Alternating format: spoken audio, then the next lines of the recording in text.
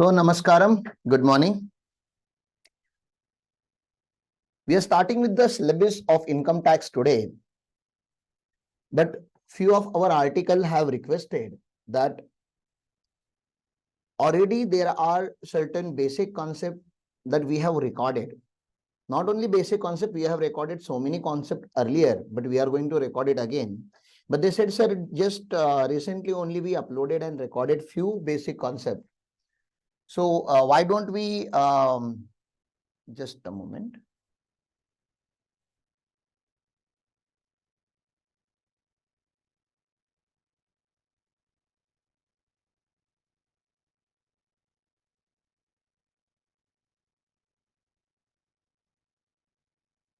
नहीं cable ही connect नहीं है. Why they have not connected the cable?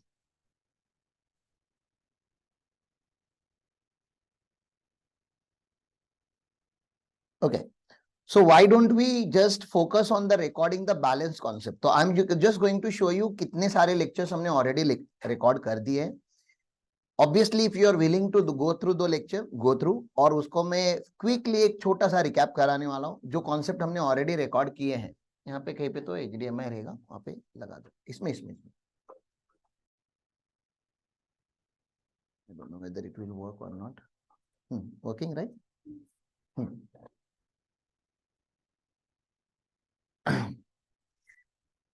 So elite Gurukul हमारा मेन चैनल है जहां पे हम वीडियो अपलोड किया करते थे बहुत पहले से. 886 टोटल वीडियो अब तक अपलोड हो चुके हैं. There are various playlist, you can go through it. Okay, income tax lectures, revisionary lectures है या थोड़े पुराने इनकम टैक्स के lectures. See every year income tax will change but the fundamental of income tax has never change.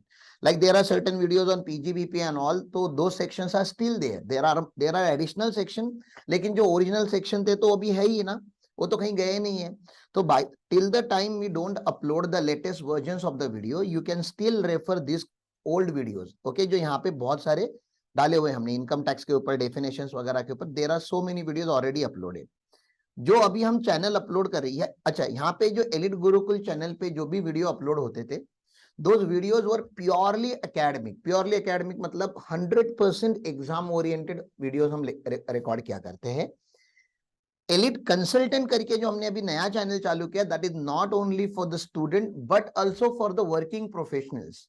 That means my colleague chartered accountants, they can also see it, tax consultants can see it, cost accountants can see it, and mainly the focus, the target audience for the elite consultancy channel is the people who are working in the taxation or accounting field. तो working वालों के लिए, articles के लिए, ठीक है ना, there are so many articles in this world जिनको प्रैक्टिकल का कोई इंट्रोडक्शन नहीं देता, डायरेक्टली काम मिल जाता है. Articleship is a thing where you don't learn and come and do the things, you directly go there and you are learning while doing it. ठीक है ना, तो वो ज्यादा डिफिकल्ट जाता है. तो टैक्स ऑडिट बोलते हैं तो डायरेक्टली आपको टैक्स ऑडिट पे भिजवा देंगे या टैक्स ऑडिट भी करवा देंगे, भरो क्लॉजेस भरो. ठीक है ना, बिकॉज अभी सिखाने का टाइम नहीं होता किसी फर्म के पास. So what we did, we recorded whole series of tax audits कि टैक्स ऑडिट्स के क्लॉजेस क्या होते हैं, so that you can understand the legal background to it. और एक बार लीगल समझ गया तो बाद में प्रैक्टिकल में आपको फॉर्म वगैरह भरने के लिए इतनी आसानी हो जाती है कि यू वोंट बिलीव इट. तो हमारे आर्टिकलशिप में भी हमें किसी ने क्लॉजेस के बारे में बताया नहीं कि ऐसे इनकम टैक्स में क्लॉजेस होते हैं. So we had put an effort to record the whole series of tax audit, which is not a part of the syllabus. Income tax syllabus में नहीं आता, मतलब आपके एग्जाम में इतना डिटेल में टैक्स ऑडिट नहीं आता जितना डिटेल में हमने कवर अप किया हुआ है. तो the second channel is elite consultancy. ठीक है ना, जो हमारा यहाँ से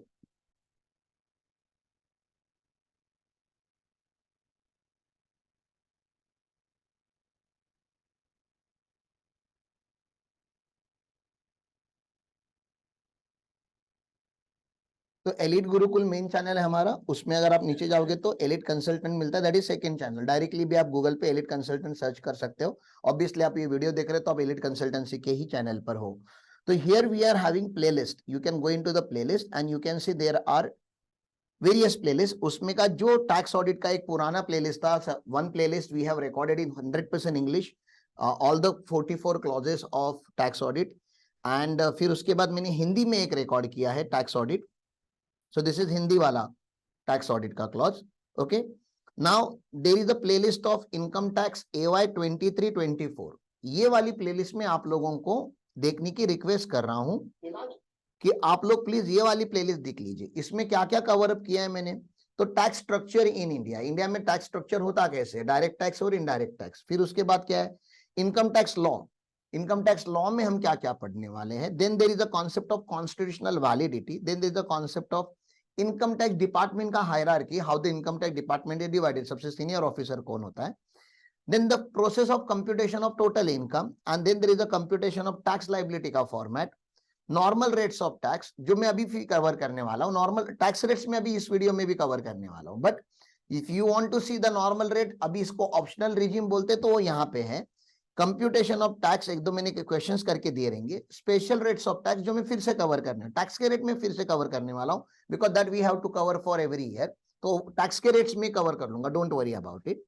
alternative tax regime is there, computation of tax liability. तो ये ऑल्टरनेटिव टैक्स रिजीम जो पुराना था, जो अभी चालू है, जो अगले साल क्या बन जाएगा, डिफॉल्ट रिजीम। तो वहां पे 2.5 लाख 2.5 लाख से क्या होता था आपका टैक्स का जो स्लैब होता था वो चेंज होता था, अभी 3 लाख से चेंज होता है। रिबेट की बात की है, चार्जिंग सेक्शन की बात की है, टोटल इनकम के डेफिनेशन की बात की है, कुछ डेफिनेशन ऑफ पर्सन की बात की है। स्टडी मटेरियल का मैंने बेसिक गो थ्रू करके दिया था कि चैप्टर मतलब स्टडी मटेरियल के बिगिनिंग में क्या क्या 20-25 पेजेस लिखे होते हैं, वो क्या होते हैं। हाँ, previous year and assessment year की बात की थी, एक्सेप्शन टू प्रीवियस ईयर की बात की थी, असेसी की डेफिनेशन की बात की गई है, levy of income tax section 4 की डिटेल में बात की गई थी, एंड कुछ इंपॉर्टेंट डेफिनेशंस की बात की थी। तो these are the lectures which are already uploaded, जिसके ऊपर मैं ज्यादा डिटेल में बात नहीं करूंगा, मैं आपको रन थ्रू करा रहा हूं, लेकिन आई am not going into details of this lectures. आपको डिटेल देखना है तो प्लीज इन वीडियोस में जाके आपको देखना है। Okay, let us come back to the original discussion. Sir ये डिस्कशन है कहाँ का, हमारे नए नोट्स का फाइल मिल नहीं रहा था, तो पुराने नोट्स का ही फाइल मेरे पास पड़ा हुआ मिला है, तो मैं उसको ही फटाफट गो थ्रू कर रहा हूँ। Just revisionary of those concept which are already recorded, quick go through करेंगे और फिर अगली कॉन्सेप्ट से स्टार्ट करेंगे। तो भैया इनकम टैक्स में हम पढ़ रहे बेसिक कॉन्सेप्ट, ठीक है ना। Again I have requested my backend team, जो भी यहाँ पे काम करने वाले लोग हैं, 10 लोग हैं हमारे यहाँ पे अभी सबके ऊपर काम करने वाले। ये सारे जो नोट्स अपडेट होंगे, अब ये अपडेटेड नहीं है, अपडेट करने के लिए बहुत टाइम लगता है, द कलरफुल नोट्स वगैरह वो बनाने के लिए इट्स वेरी टाइम कंज्यूमिंग, और टैक्स ऑडिट का पीरियड चालू है, आप अंडरस्टैंड कर सकते हो प्लीज। तो जैसे ही टैक्स ऑडिट खत्म हो जाएगा, my backend team will start updating the notes, और नोट जो होंगे हमारे अलग अलग रिसोर्सेज पे हम अवेलेबल करना ट्राई करेंगे। उसमें का जो कॉमन रिसोर्स होता है वो होता है व्हाट्सएप का ग्रुप और टेलीग्राम का ग्रुप। तो आप लोगों को किसी एक ग्रुप में जुड़े रहना है, टेलीग्राम या व्हाट्सएप पे, और मेरे बैकएंड टीम को रिक्वेस्ट करना है, अगर आप न्यू ज्वाइनीज हो तो, कि मुझे प्लीज नोट शेयर कीजिए if you want notes. This is one request, ठीक है ना। The second request, the original request, if you remember, I don't want you to take the notes, print and keep it somewhere in your cupboard. I want you people to sit with pen and paper, notebook लो आप अपनी, और video pause कर करके लिखो, so that your attention is here. नहीं तो क्या होगा, आप लोग वीडियो देखते रहोगे and your mind will be wandering here and there and you will not understand what I'm saying. But the moment you start writing, please understand, आपका body language change हो जाता है, and then you end up remembering things. आपको लिखना पड़ता है, एक बार नहीं मल्टीपल टाइम लिखना पड़ता है। I have already told you, remembering the whole income tax law is your responsibility as a professional. पूरा इनकम टैक्स लॉ आपके माइंड में होना चाहिए। And how do you achieve this? By reading it only once. It is impossible, एक बार पढ़ के याद रखना इम्पॉसिबल है, I am telling you openly, it is very complex, बहुत सारे प्रोविजंस है। तो आप लोगों को लिखने का आदत डालना चाहिए। You have to write, I am not saying just copy my notes, you copy any notes, you create your own notes. आपको रेड अच्छा नहीं लगता, पिंक यूज करो, मुझे उससे लेना देना नहीं है, but you are suppose to write it down. अगर आप लिखोगे तो आपको याद होने का मतलब जो प्रोबेबिलिटी है वो बढ़ जाती है। वैसे तो गारंटी उसकी भी नहीं है, लेकिन प्रोबेबिलिटी बढ़ जाती है, ठीक है। तो we are starting with the first chapter, that is basic concept. Basic concept में हमने पहले इंडिया का टैक्स स्ट्रक्चर की बात की थी कि गवर्नमेंट टैक्स लेता है क्यों। तो ये cost of civilization, you want to live in civilized society, you want infrastructure, you want defense, you want public healthcare, public education system, public food distribution system, then you have to pay the taxes. So taxation में दो taxes होते हैं, direct tax, indirect tax. Direct taxes are governed by CBDT, Central Board of Direct Taxes. This is our administrative body. Indirect taxes are governed by or controlled by in India in CBIC. CBIC का full form होता है Central Board of Indirect Taxes and Custom. Direct taxes are on person, whereas indirect taxes are on goods and services. Direct taxes will be applicable to you when person is earning an income and then he will pay income tax. To pay income tax, to collect income tax, government have created Income Tax Act 1961 that we are going to learn. Indirect tax supply के ऊपर लगता है, supply of goods and services के ऊपर लगता है. There are two types of supply that we can primarily understand, intrastate and interstate. Intrastate means within the state, और within the state आप जब पे करते हो तो your responsibility, you are committed to to government, your state government and central government. तो state government you पे SGST and central government you pay CGST, which is 50% of the rate. अगर 18% का rate है तो 9% आप स्टेट गवर्नमेंट को देते हो, 9% आप सेंट्रल गवर्नमेंट को देते हो.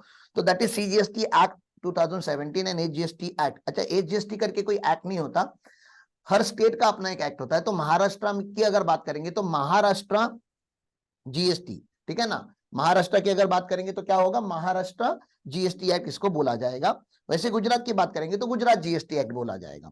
ओके. इंटरस्टेट सप्लाई, उसमें यूटी करके भी होता है, कुछ अपनी पांच यूटीज भी है, तो यूनियन टेरिटरी एक्ट और HGST एक्ट सेम ही होता है. ओके. इंटरस्टेट सप्लाई मतलब one state to another state जब जाता है तो इंटीग्रेटेड GST लगता है. So integrated GST is covered under IGST act 2017. Integration of this to rate, तो अगर ये 1.5 होगा तो ये 3% होता है, ये 6 होगा तो ये 12 होता है, ये 9 होगा तो ये 18 होता है. Integration, simple mathematics. Okay. Then there is something called deemed interstate supply. Deemed interstate supply मतलब वो एक्चुअली एक स्टेट से दूसरे स्टेट में नहीं हो रहा है, एक देश से दूसरे देश के साथ हो रहा है. तो अगर आप इंपोर्ट करोगे, एक्सपोर्ट करोगे, तो आपको पता है इनकम टैक्स लॉ में अगर आप इंपोर्ट एक्सपोर्ट करोगे,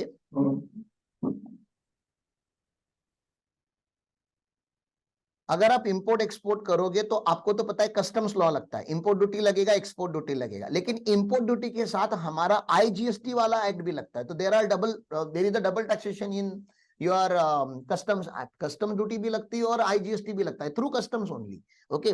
तो सर IGST कैसे लगेगा, वो तो देश के बाहर से आया ना, खाली इंपोर्ट ड्यूटी लगना चाहिए. नहीं नहीं, हमने डिक्लेयर करके रखा है वो डीम्ड इंटरस्टेट है, तो डीम्ड इंटरस्टेट मतलब उसके ऊपर भी IGST लगेगा.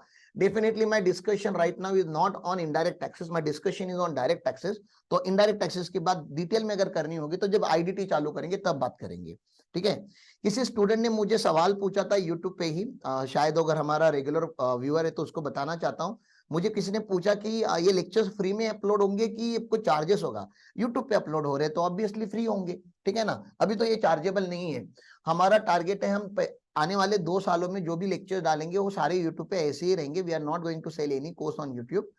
2025-26 we have certain plans where we will build sellable courses, लेकिन उसकी टीम बननी है, बहुत सारी चीजें होनी है. So we are working on that. ठीक है ना. सेलेबल कोर्स भी होंगे, लेकिन अभी तो सब कुछ फ्री है आप लोगों के बेनिफिट के लिए. The original audience for this was my only staff. जो हमारे CFO में PN राज है, उसके 11 पार्टनर्स है, 11 पार्टनर्स के ऑफिस में उतने सारे आर्टिकल्स हैं, and we are head office, हम हेड ऑफिस है. तो हमारी रिस्पॉन्सिबिलिटी बनती है कि हम ऐसा कंटेंट बनाए जो हमारे आर्टिकल्स के लिए यूज हो जाए. पहले हमारा था कि वीडियोस को प्राइवेट रखा जाएगा, प्राइवेट सर्कुलेशन के लिए रखा जाएगा. फिर हमने बोला कि नहीं, प्राइवेट सर्कुलेशन क्यों, इसको पब्लिक सर्कुलेशन कर देते हैं. एक तो यूट्यूब पे अपना एग्जिस्टेंस बढ़ जाता है, व्यूअर्स बढ़ जाते हैं, सब्सक्राइबर्स बढ़ जाते हैं, एंड आप लोगों का हेल्प लगेगा मुझे. आप लोगों के पहचान में जो भी लोग हैं उनके साथ प्लीज ये वीडियोस शेयर कीजिए. If you feel it is helpful for you, अगर आपके लिए हेल्प होता है तो आप दूसरों के साथ शेयर कीजिए. गाना होता है, कोई इंटरटेनिंग वीडियो होता है तो आप फटाक से लिंक शेयर कर देते हो. एजुकेशनल कंटेंट को डेवलप करने के लिए एक तो एफर्ट ज्यादा लगता है, और ऊपर से लोग जब यूट्यूब पे आते हैं तो they don't come here with an purpose and intention to learn, they come here to entertain themselves. और आपको पता ही है कि एंटरटेन करना एक जगह पे ठीक है अपने आप को, but entertainment, we are not working in entertainment industry, we are working in educational and professional industry जिसका कंटेंट वायरल नहीं होता. तो आप अगर ऑलरेडी हमारे व्यूअर्स हो तो please I am requesting all of you, हमारी कॉन्फिडेंस को बूस्ट करने के लिए इसको थोड़ा सब्सक्राइब कीजिए, थोड़ा शेयर कीजिए आप लोगों को, और वॉच कीजिए. और आपको जो भी कंटेंट लगता है, what ever you need in your life, you just put it in the comment box. आप लोगों के लिए कंटेंट बनाना रिस्पॉन्सिबिलिटी हमने ली है, क्योंकि अगर आपको पर्टिकुलर एरिया का डाउट है तो वी अंडरस्टैंड ये डाउट और भी लोगों को रहेगा. ठीक है ना.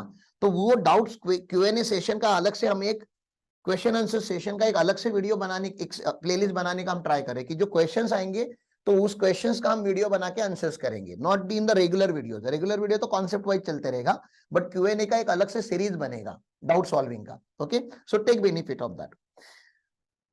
हमने क्या किया लास्ट कुछ दिनों से, हम क्या कर रहे थे, we have run through whole act, right. Income tax act के मैंने आपको 23 चैप्टर्स दिखाए। तो income tax act is divided into 23 chapters. There are multiple sections. वैसे तो देखने के लिए 1 to 298 सेक्शंस है। There are 298 sections in income tax, but I told you practically it is more than 800 section. Then there are subsection and clauses and sub clauses, और इन सबको support करने के लिए there are lot of income tax rules. 1962 बहुत सारे rules बनाए गए, क्योंकि एक्ट में सब कुछ नहीं लिखा जा सकता। जैसे मैंने आप लोगों को एक रूल पढ़ाया, rule number 12, forms, ITR forms, income tax return के फॉर्म्स। ये आपके सिलेबस का पार्ट नहीं है डेफिनेटली कि इनकम टैक्स रिटर्न का फॉर्म क्या होगा। ओके, सीएमए के बुक में तो एटलीस्ट लिखा तो है, सीए इंटर की, सीए फाइनल की किसी बुक में नहीं लिखा है कि विच form is required for which, खाली हमने प्रिस्क्राइब फॉर्म बोल के छोड़ दिया था। बट प्रैक्टिकल लाइफ में आओगे तो you need to know which form is applicable for which type of assessee. तो we have invested a very good amount of time and recorded that lecture की बाबा फॉर्म्स की एप्लीकेबिलिटी है। Okay, तो that is given in rule number 12। तो rule कौन बनाता है? रूल सीबीडीटी बनाता है साहब। रूल सीबीडीटी क्यों बनाता है? For application of the law, for implementation of the law, ठीक है ना। तो हमारे जो गवर्नमेंट है वो मेजरली तीन पार्ट में डिवाइड है। Okay, one division of the government is the legislative body, legislative, then executive, and then उसका जो इंटरप्रिट करने वाली बॉडी है वो कोर्ट है, ठीक है ना। तो भैया इंटरप्रिटिंग अथॉरिटीज है हमारे पास। तो लेजिस्लेटिव का मतलब क्या होता है? लेजिस्लेटिव मतलब वो लोग जो लॉ बनाते हैं, मतलब पार्लियामेंट की हम बात कर ले, लॉ मेकर्स। लेजिस्लेटिव अथॉरिटीज मतलब हमारे देश में लेजिस्लेचर कौन है? The person, the people who legislate the legislation are called legislature. Okay, तो बाबा लेजिस्लेशन मतलब क्या? लॉ बनाना। तो लॉ मेकिंग अथॉरिटीज पार्लियामेंट है, पार्लियामेंट ने कानून बना दिया। पार्लियामेंट के जो लोग हैं, मतलब member of parliament, they are not going to execute it. 540 लोग कैसे लॉ एग्जीक्यूट करेंगे? तो उसके लिए गवर्नमेंट बना है हमारा, मिनिस्ट्रीज बनी हुई है। There are so many people working in the different different ministries. तो मिनिस्ट्री जो है, गवर्नमेंट जो है, they are executive body. Executive body मतलब आप समझ रहे हो ना, एग्जीक्यूटिव बॉडी मतलब उन लोगों को लॉ एग्जीक्यूट करने की अथॉरिटी है। तो सीबीडीटी यहां पे आता है दोस्तों, ठीक है ना। CBDT is the central government body. तो इनकम टैक्स एक्ट पार्लियामेंट ने बनाया, लेकिन उसको इंप्लीमेंट करने के लिए बहुत सारे रूल्स बनाने पड़ते हैं। वो रूल्स सीबीडीटी बनाता है, ठीक है ना। एक्ट हो या रूल हो, अगर उसमें अगर मिस इंटरप्रिटेशन हो रहा है तो करेक्ट इंटरप्रिटेशन करने के लिए हमने हाई कोर्ट और सुप्रीम कोर्ट बना के रखे हुए हैं। ओके, तो हाई कोर्ट और सुप्रीम कोर्ट हमारी क्या होगी? इंटरप्रिटिंग अथॉरिटी होगी, इंटरप्रिटेशन करते हैं। A court can not legislate a legislation. याद रखो, कोर्ट अपना जो कोर्ट जब जजमेंट देता है तो वो जजमेंट वो लॉ नहीं बनाता। प्लीज अंडरस्टैंड करो, लॉ जो ऑलरेडी लिखा है उसको ही उसको जजमेंट करना है, but they can not change the legislation. Courts को अथॉरिटी नहीं है। तो आप समझो कोर्ट क्या करता है? तो कोर्ट इंटरप्रिट करता है। गवर्नमेंट क्या करता है? लॉ इंप्लीमेंट करता है। तो पार्लियामेंट क्या करती है? लॉ बनाती है, लॉ को इनकॉर्पोरेट करती है, लेजिस्लेट करती है, ठीक है ना। तो हम क्या करते हैं एज अ प्रोफेशनल? हमारा क्या रूल है? हमें जो लॉ बने वो पढ़ने हैं, उसका इंप्लीमेंटेशन भी सीखना है, क्योंकि गवर्नमेंट इंप्लीमेंट कराती मतलब आप समझ रहे हो ना, वो तो इनकम टैक्स डिपार्टमेंट हो गया। क्लाइंट के लिए काम तो हम करेंगे ना। गवर्नमेंट ने जो भी बोला वो क्लाइंट थोड़ी ना क्या पढ़ रहा है। Client is not interested in reading income tax law and income tax rules. You and me are the professionals, we are responsible for this. तो हमें जो लॉ बना है वो भी पढ़ना है, और उसको इंटरप्रिट करने का मैकेनिज्म जो गवर्नमेंट ने बनाया वो भी पढ़ना है। और इन दोनों में अगर मिसमैच क्रिएट होता है तो क्लाइंट आपको पूछता है, सर मेरे केस में क्या होगा? ये कॉम्प्लिकेशंस क्रिएट हुए हैं। तो हमें देखने होते हैं कि उनके मैटर पे उसके जैसा पहला कोई केस था या नहीं था। तो हमें केस लॉ भी पढ़ना है। मतलब आप समझिए, एज अ प्रोफेशनल हमें 3 बॉडीज का काम करना है, जो गवर्नमेंट ने 3 अलग अलग बॉडीज में डिवाइड करके रखा है। लॉ मेकर अलग है, लॉ को इंप्लीमेंट करने वाले लोग अलग है, लॉ को इंटरप्रिट करने वाले लोग हैं। हम तीनों को रीड करते हैं, and that's the reason we are expert of income tax law. Expert बोला जाता है हमें, क्यों? क्योंकि इनकम टैक्स ऑफिसर्स खाली इतना ही पार्ट पढ़ते हैं, इंप्लीमेंटेशन वाला पार्ट। कोर्ट्स खाली इंटरप्रिटेशन के लिए जो केस हुआ है उतना ही इनकम टैक्स पढ़ते हैं। और मुझे नहीं लगता पार्लियामेंट में जो लोग बैठे हैं सबके सब इनकम टैक्स लॉ पढ़ के उन्होंने पास किया हुआ है। कुछ कुछ लोगों को तो इनकम टैक्स समझ में भी नहीं आता होगा वहां पे। उन्होंने खाली यस बोलना है तो यस बोलना है, अपने लीडर ने नो बोला तो सबने नो बोलना है, वैसा होता होगा वहां पे। Because I don't, by looking at member of parliament, I don't think so everybody understand the income tax law. या people with CA background, people with legal background, people with some professional background, they can understand it. But आपको पता है politics में जो जो लोग जाते हो majorly they are from arts background और अनएजुकेटेड।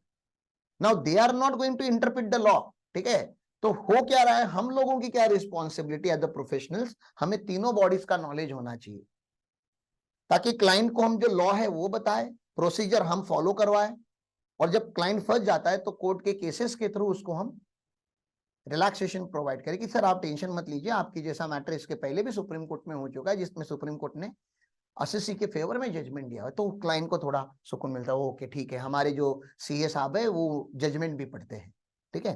तो that's what we do. There is a difference between direct tax and indirect tax. I am not going to do it, already covered है, आप कर लो प्लीज। कॉन्स्टिट्यूशनल वैलिडिटी मैंने इसके पहले भी लिया था, मैंने आपको बताया था आर्टिकल 265 करके एक आर्टिकल होता है विच protect the Indian people from bringing any random law in India, ठीक है ना। आप कोई भी टैक्स नहीं उठा के लेकर आ सकते क्योंकि उसका लैंग्वेज ही नो से चालू होता है। No taxes shall be levied or collected in India unless by authority of law. Unless by authority of law का मतलब होता है पहले भैया एक्ट बनाइए बाद में टैक्स लगाइए। वो उल्टा नहीं कर सकते आपके, पहले टैक्स लगा दो बाद में एक्ट बना लो, नहीं नहीं नहीं, दिस इज रॉन्ग। पहले आप क्या कर लो, पहले आप एक्ट बना लो, और एक्ट बनाने के लिए पार्लियामेंट में जाना पड़ता है, और इतना आसान नहीं है हमारे देश में कानून बनाना, इट इज वेरी डिफिकल्ट, ठीक है ना। तो भैया कानून बनाने की पावर किसको है फिर, तो पार्लियामेंट को है सेंट्रल लेवल पे, और स्टेट लेजिस्लेचर्स को है स्टेट लेवल पे। तो भैया झगड़े करेंगे ये दोनों कि मैं भी लॉ बनाऊंगा मेरा भी इनकम टैक्स होगा, ऐसे नहीं, झगड़े नहीं करने। इसलिए हमने क्या बना के रखा है, आर्टिकल 246। आर्टिकल 246 में 7th शेड्यूल है। 7th शेड्यूल में 3 लिस्ट है, union list, state list and concurrent list. उसमें की यूनियन लिस्ट में central government has exclusive power to enact the law, और उसमें की एंट्री नंबर 100+ एंट्रीज है उसके अंदर, उसमें का एंट्री नंबर 82 पे इनकम टैक्स एक्ट लिखा गया है। Taxes on income other than agriculture income करके यहाँ पे लिखा गया है। तो एग्रीकल्चर इनकम को लाने का पावर जो है, एग्रीकल्चर इनकम को लाने का पावर जो है वो एंट्री नंबर 46 में है स्टेट लिस्ट में। लेकिन माइंड यू कोई स्टेट गवर्नमेंट एग्रीकल्चर को टैक्स नहीं करना, नहीं तो आपने तो देखा ये फार्मर कितने अच्छे से प्रोटेस्ट कर पाते हैं, ठीक है। एंड कंकरेंट लिस्ट में ज्वाइंट पावर होती है central government and state government की। फिर अगला कॉन्सेप्ट था concept number 4, income tax law. Income tax law हम पढ़ते हैं, इनकम टैक्स एक्ट नहीं पढ़ते। Income tax law is the comprehensive concept, उसमें और भी चीजें इंक्लूड होती है। जस्ट नाउ आई सेड कि इनकम टैक्स एक्ट आपको पढ़ना ही है यहाँ पे, this is made by parliament, तो ये कोर एक्ट हो गया आपका। Rules are frame by central government through CBDT, ठीक है ना। तो भैया वो रूल्स भी आपको पढ़ने पड़ेंगे। फाइनेंस एक्ट पढ़ना पड़ता है क्योंकि हर साल फाइनेंस एक्ट के थ्रू अमेंडमेंट इनकम टैक्स में आती है, और इनकम टैक्स के रेट जो होते हैं वो फाइनेंस एक्ट में होते हैं। सेंट्रल गवर्नमेंट कभी कभी सडनली नोटिफिकेशन इशू करता है। नोटिफिकेशन क्यों लाया जाता है, क्योंकि पार्लियामेंट सेशन में हर दिन नहीं होता, हर दिन आप लॉ नहीं बना सकते। पार्लियामेंट के सीजन होते हैं, ठीक है ना, विंटर सीजन चालू है, समर सीजन चालू है, तो they have the certain season where they are in the whole the legislature body is sitting together and discussing the law. तो सडनली अभी कल के कल कोई अमेंडमेंट लानी है लॉ में, क्रुशियल होगी, तभी तो ऐसा इमरजेंसी आया होगा, तो उसके लिए नोटिफिकेशन इशू किया जाता है। Notification is a part and parcel of the law. जब पार्लियामेंट सेशन में आती है तो नोटिफिकेशंस को अप्रूव कराया जाता है, पहले इशू हो जाता है बाद में अप्रूव कराया जाता है। व्हेन आई से सेंट्रल गवर्नमेंट मतलब मिनिस्ट्री ऑफ डिफेंस आपके लिए नहीं इशू करेगी, मिनिस्ट्री ऑफ एक्सटर्नल अफेयर आपके लिए नोटिफिकेशन इशू नहीं करेगी, आपकी ministry of revenue, sorry ministry of finance, उसमें डिपार्टमेंट ऑफ रेवेन्यू, उसमें सीबीडीटी। मतलब टेक्निकली नोटिफिकेशन भी सीबीडीटी के थ्रू ही आता है क्योंकि वो एक्सक्लूसिवली काम करने वाले लोग हैं इसके ऊपर। Notification is binding on both assessee and department, क्योंकि वो नोटिफिकेशन है, पब्लिकली नोटिफाई किया गया है। उसके अलावा क्या होता है, सर्कुलर होता है। सर्कुलर का मतलब होता है सर्कुलेशन, और सर्कुलेशन जो होता है ना वो इंटरनल होता है। नोटिफिकेशन ना ऐसे अनाउंस किया जाता है, नोटिफाइड, अनाउंस करो, सरकार का आदेश है, अनाउंस करो, बोलो, ठीक है ना, that is notification. Circular is internal circulation, officers के लिए कोई नोटिफिकेशन निकाला गया, ओनली ऑफिसर्स के लिए। अब भाई प्रैक्टिस में जो लोग हैं वो इतने स्मार्ट होते हैं कि जो चीज इंटरनल सर्कुलेशन के लिए निकाला है वो भी वो रीड करके रखते हैं, क्योंकि सर्कुलर लॉ नहीं है, सर्कुलर एक गाइडेंस है। आप कैसे अपने घर पे रहते हो तो मम्मी पापा आपको बताते रहते हैं कि बेटा ये करो, बेटा ये नहीं करो, वो कोई कानून नहीं है। आपने पापा ने बोला और आपने वो नहीं सुना, पापा आपको जेल में नहीं डाल सकते। ये मैंने सर्कुलर इशू किया था, इसने फॉलो नहीं किया, इस सर्कुलर है, गाइडेंस नोट जैसे होता है। लेकिन हम क्यों पढ़ते हैं? क्योंकि सर्कुलर जो होते हैं ना वो एसएससी के ऊपर बाइंडिंग होते, सॉरी डिपार्टमेंट के ऊपर बाइंडिंग होते हैं और एसएससी के ऊपर बाइंडिंग नहीं होते। मतलब अगर सर्कुलर बेनिफिशियल होगा, सर्कुलर अगर बेनिफिशियल होगा तो एसएससी बोलता है मैं फॉलो करूंगा, और सर्कुलर अगर बेनिफिशियल नहीं है, उसके अगेंस्ट है, तो एसएससी बोलता है मैं इसको चैलेंज करूंगा, क्योंकि एसएससी को चैलेंज करना अलाउड है। Can he challenge the income tax law? Answer is no. Rules no, notification no. वो सब, ये सब तो दोनों के ऊपर बाइंडिंग है क्योंकि वो बन गया। लेकिन सर्कुलर उसको तभी फॉलो करना है जब उसके लिए बेनिफिशियल है। इसलिए हम सर्कुलर भी पढ़ के रखते हैं। कभी कभी डिपार्टमेंट की हेयरिंग में ऐसा होता है कि असेसिंग ऑफिसर को सारे सर्कुलर नहीं पता होते, जो प्रोफेशनल जाके रिप्रेजेंट कर रहा है केस, उसको सर्कुलर का नॉलेज होता है। बोलता है सर आप ये कर ही नहीं सकते मेरे अगेंस्ट, क्योंकि डिपार्टमेंट ने सर्कुलर इशू किया है, आपको पावर ही नहीं है करने की। इसलिए सर्कुलर भी पढ़े जाते हैं, ठीक है ना। देन जुडिशियल प्रोनाउंसमेंट, मतलब जिसको प्यार से केस लॉ बोलते हो। आईटीएटी मतलब इनकम टैक्स एपलेट ट्राइब्यूनल, जो डेडिकेटेड कोर्ट बना है हमारे इनकम टैक्स के मैटर के लिए। Then high court and supreme court. Supreme court का जजमेंट आया तो समझ लेने का लॉ ऑफ लैंड बन गया, क्योंकि सुप्रीम कोर्ट का judgment is as good as law, ठीक है ना, पूरा देश उसको फॉलो करता है। हाँ, हाई कोर्ट का जजमेंट जो रहता है वो आपकी स्टेट के लिए मैंडेटरी होता है, लेकिन बाजू वाले स्टेट उसको रेफर कर सकते हैं, मैंडेट नहीं है उनके ऊपर। तो बॉम्बे हाई कोर्ट का जजमेंट अगर होगा तो महाराष्ट्र और गोवा में मैंडेटरी हो जाता है। तो गुजरात वाले लोग वो बॉम्बे हाई कोर्ट का जजमेंट को एज इट इज फॉलो नहीं कर सकते, बट रेफर तो कर ही सकते हैं ना, कि देखो बॉम्बे हाई कोर्ट ने हमें फेवरेबल जजमेंट दिया हुआ है, तो गुजरात हाई कोर्ट में भी अगर मैटर जाएगा तो they are bound to give ideally favourable judgment, अगर फैक्ट सेम है तो। नहीं तो हाई कोर्ट में डिस्प्यूट हो जाएगा, और हाई कोर्ट में डिस्प्यूट हो गया तो सुप्रीम कोर्ट में मैटर जाएगा या नोटिफिकेशन आएगा। तो दोनों में से कुछ करना होता है। तो आइडियली एक कोर्ट ने अगर जजमेंट दे दिया तो दूसरा कोर्ट, आइडियली मैं बता रहा हूं, डिफर नहीं करता जजमेंट से, दे गो इन द सेम डायरेक्शन। लेकिन कभी कभी ऐसे देखा गया लॉ में कि अलग अलग हाईकोर्ट ने कॉन्ट्रावर्सरी या कॉन्ट्राडिक्टरी जजमेंट दी है। इन्होंने बोला यस एक्सपेंस अलाउड, इन्होंने बोला नो एक्सपेंस नॉट अलाउड। तो दिस हैज हैपेंड, और फिर वो मैटर जो होता है वो डिस्प्यूटेबल। तो मेरा स्टेट क्या करेगा? अलाउ करेगा कि आपकी कोर्ट ने अलाउड बोला तो आप अलाउड करो, उसके स्टेट ने डिसअलाउड बोला तो वो डिसअलाउ करेगा, तब तक जब तक सुप्रीम कोर्ट इसकी सुनवाई ना करे या कोई नोटिफिकेशन ना आ जाए। तो this is how the whole case law game works. Charging section is backbone section of the income tax. मैंने बताया आपको इनकम टैक्स आपको फोर फेजेस में पढ़ना होता है। Levy, computation, collection and procedural aspect, ठीक है ना। और हम चारों के ऊपर जंप कर रहे हैं क्योंकि मैं अज्यूम कर रहा हूं आप लोग मैच्योर्ड ऑडियंस हो, ठीक है ना। मैं अगर ये अज्यूम करूं कि आपको इनकम टैक्स का कुछ भी नहीं पता, तो माइंड यू आपको थोड़ा डिफिकल्ट जाएगा मेरे थॉट्स को कैप्चर करने के लिए। लेकिन मैं ऐसे भी अज्यूम नहीं कर रहा हूं कि आपको सब कुछ आता है, मैं पढ़ा सब कुछ रहा हूं आपको। लेकिन मैं अज्यूम कर रहा हूं कि जब मैं टीडीएस बोलता हूं तो you know what is TDS, जब मैं टीसीएस बोलता हूं तो at least you know what is TCS. कल मैंने एडवांस टैक्स के ऊपर थोड़ी सी बात की, I am assuming you already know what is advance tax, मुझे खाली उसमें एडिशनल बात करनी थी। नहीं सर, तो एडवांस टैक्स का शुरुआत से एंड से, तो वो जब चैप्टर आएगा तो I will teach the chapter also, don't worry about it, but I will be referring from chapter number 1 to chapter number last. मैं चारों फेजेस में डांस करते रहूंगा क्योंकि प्रैक्टिकल लाइफ में वैसे ही करना होता है दोस्तों। You need to know everything about the law, ठीक है। चलो आगे। तो भैया लेवी का सेक्शन जो है वो 4 है। लेवी का सेक्शन क्या बोलता है? एकदम simple, total income earned bye a person. तो पहला तो टोटल इनकम की टर्म आपको समझनी पड़ेगी। Earn by a person, person समझना पड़ेगा। इन अ प्रीवियस ईयर, तो डेफिनेशन ऑफ प्रीवियस ईयर समझनी पड़ेगी। शाल बी असेस, असेस मतलब कंप्यूट करना सीखना पड़ेगा। इन द असेसमेंट ईयर, तो इसकी डेफिनेशन पढ़नी पड़ेगी। At tax rates prevailing in annual finance act, तो टैक्स रेट जो होते हैं वो एनुअल फाइनेंस एक्ट से आते हैं। अब फाइनेंस एक्ट 2023 एप्लीकेबल है। एज आई सेड ये नोट्स पुराने हैं। आपका प्रीवियस ईयर जो है वो 23-24 है, जिसके लिए मैं पढ़ा रहा हूं। आपका असेसमेंट ईयर जो है वो 24-25 है, ठीक है। चलो आगे। तो भैया इनकम, इनकम का डेफिनेशन, अभी इनकम टैक्स में इनकम इंक्लूड्स होगा, मैंने आपको बताया था इसका logic. There are 2 types of definition, inclusive and exhaustive. तो इनकम का डेफिनेशन इंक्लूसिव है और उसका क्लॉज जो है वो क्लॉज नंबर 224 है। क्लॉज नंबर 224 बोलता है इनकम इंक्लूड्स, इनकम इंक्लूड्स की बहुत बड़ी डेफिनेशन दी है सर, ओके। इनकम की बहुत बड़ी डेफिनेशन आप देख सकते हो यहाँ पे, इनकम की बहुत बड़ी डेफिनेशन दी है। इनकम में क्या क्या आता है, ओके। इनकम के डेफिनेशन में इस वीडियो का कुछ प्रॉब्लम हो गया था, वॉइस नहीं गया था, तो बता देता हूं। इनकम की जो डेफिनेशन है वो इंक्लूसिव डेफिनेशन है। क्यों? मैंने लॉजिक क्या बताया था कि इनकम में वैसे तो उन्होंने बहुत सारी चीजें लिख दी है, मैं फटाफट जो मेन आइटम है, वैसे इनकम का डेफिनेशन आपको समझना है तो you need to have a thorough understanding of 5 heads.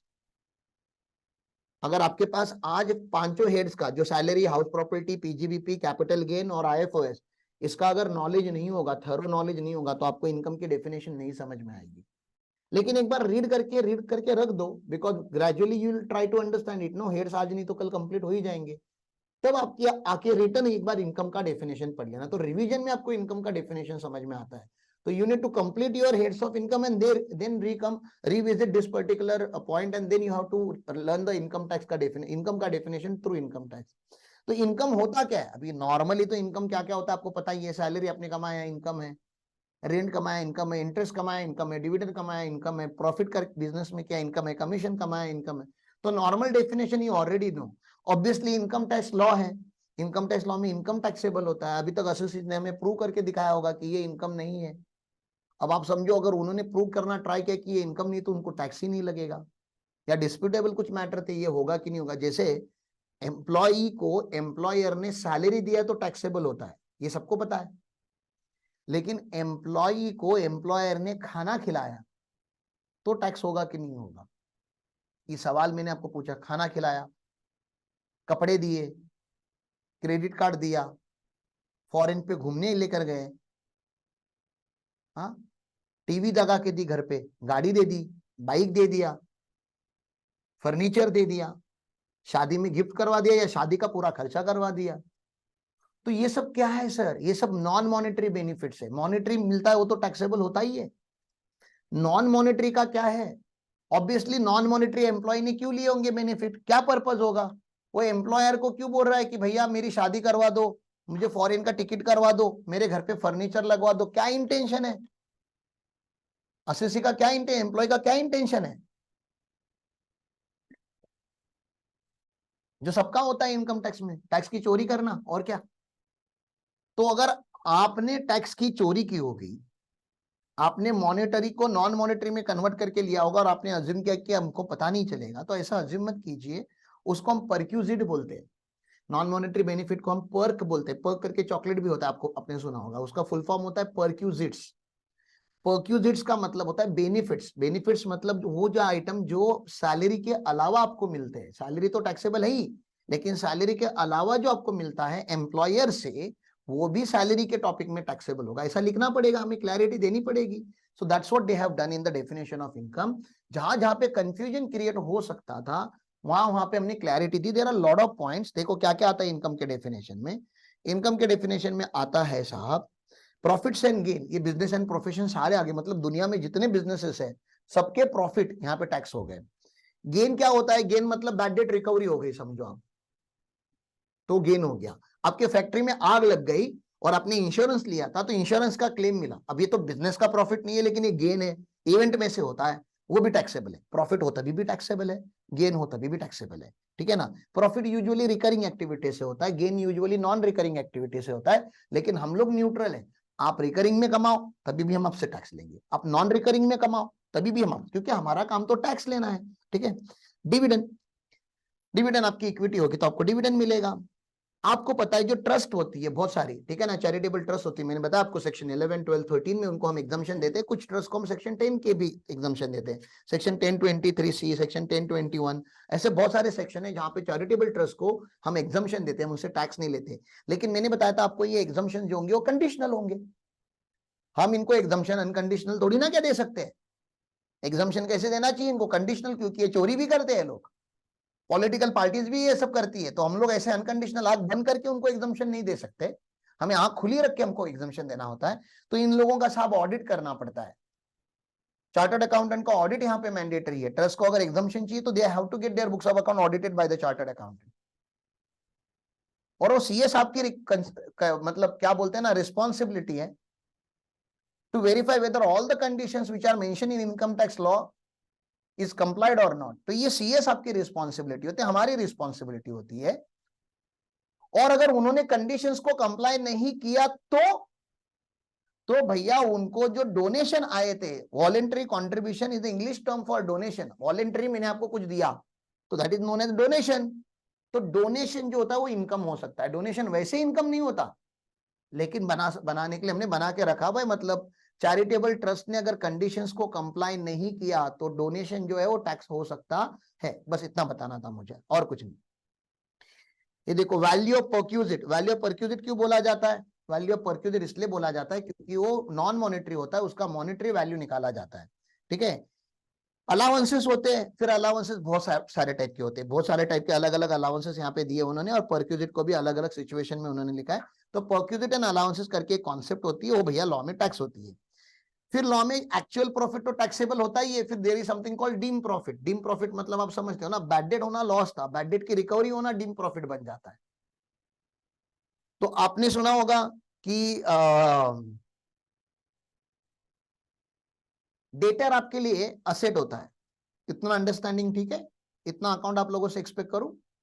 Debtor आपके लिए असेट होता है, तो क्रेडिटर आपके लिए लाइबिलिटी होती है।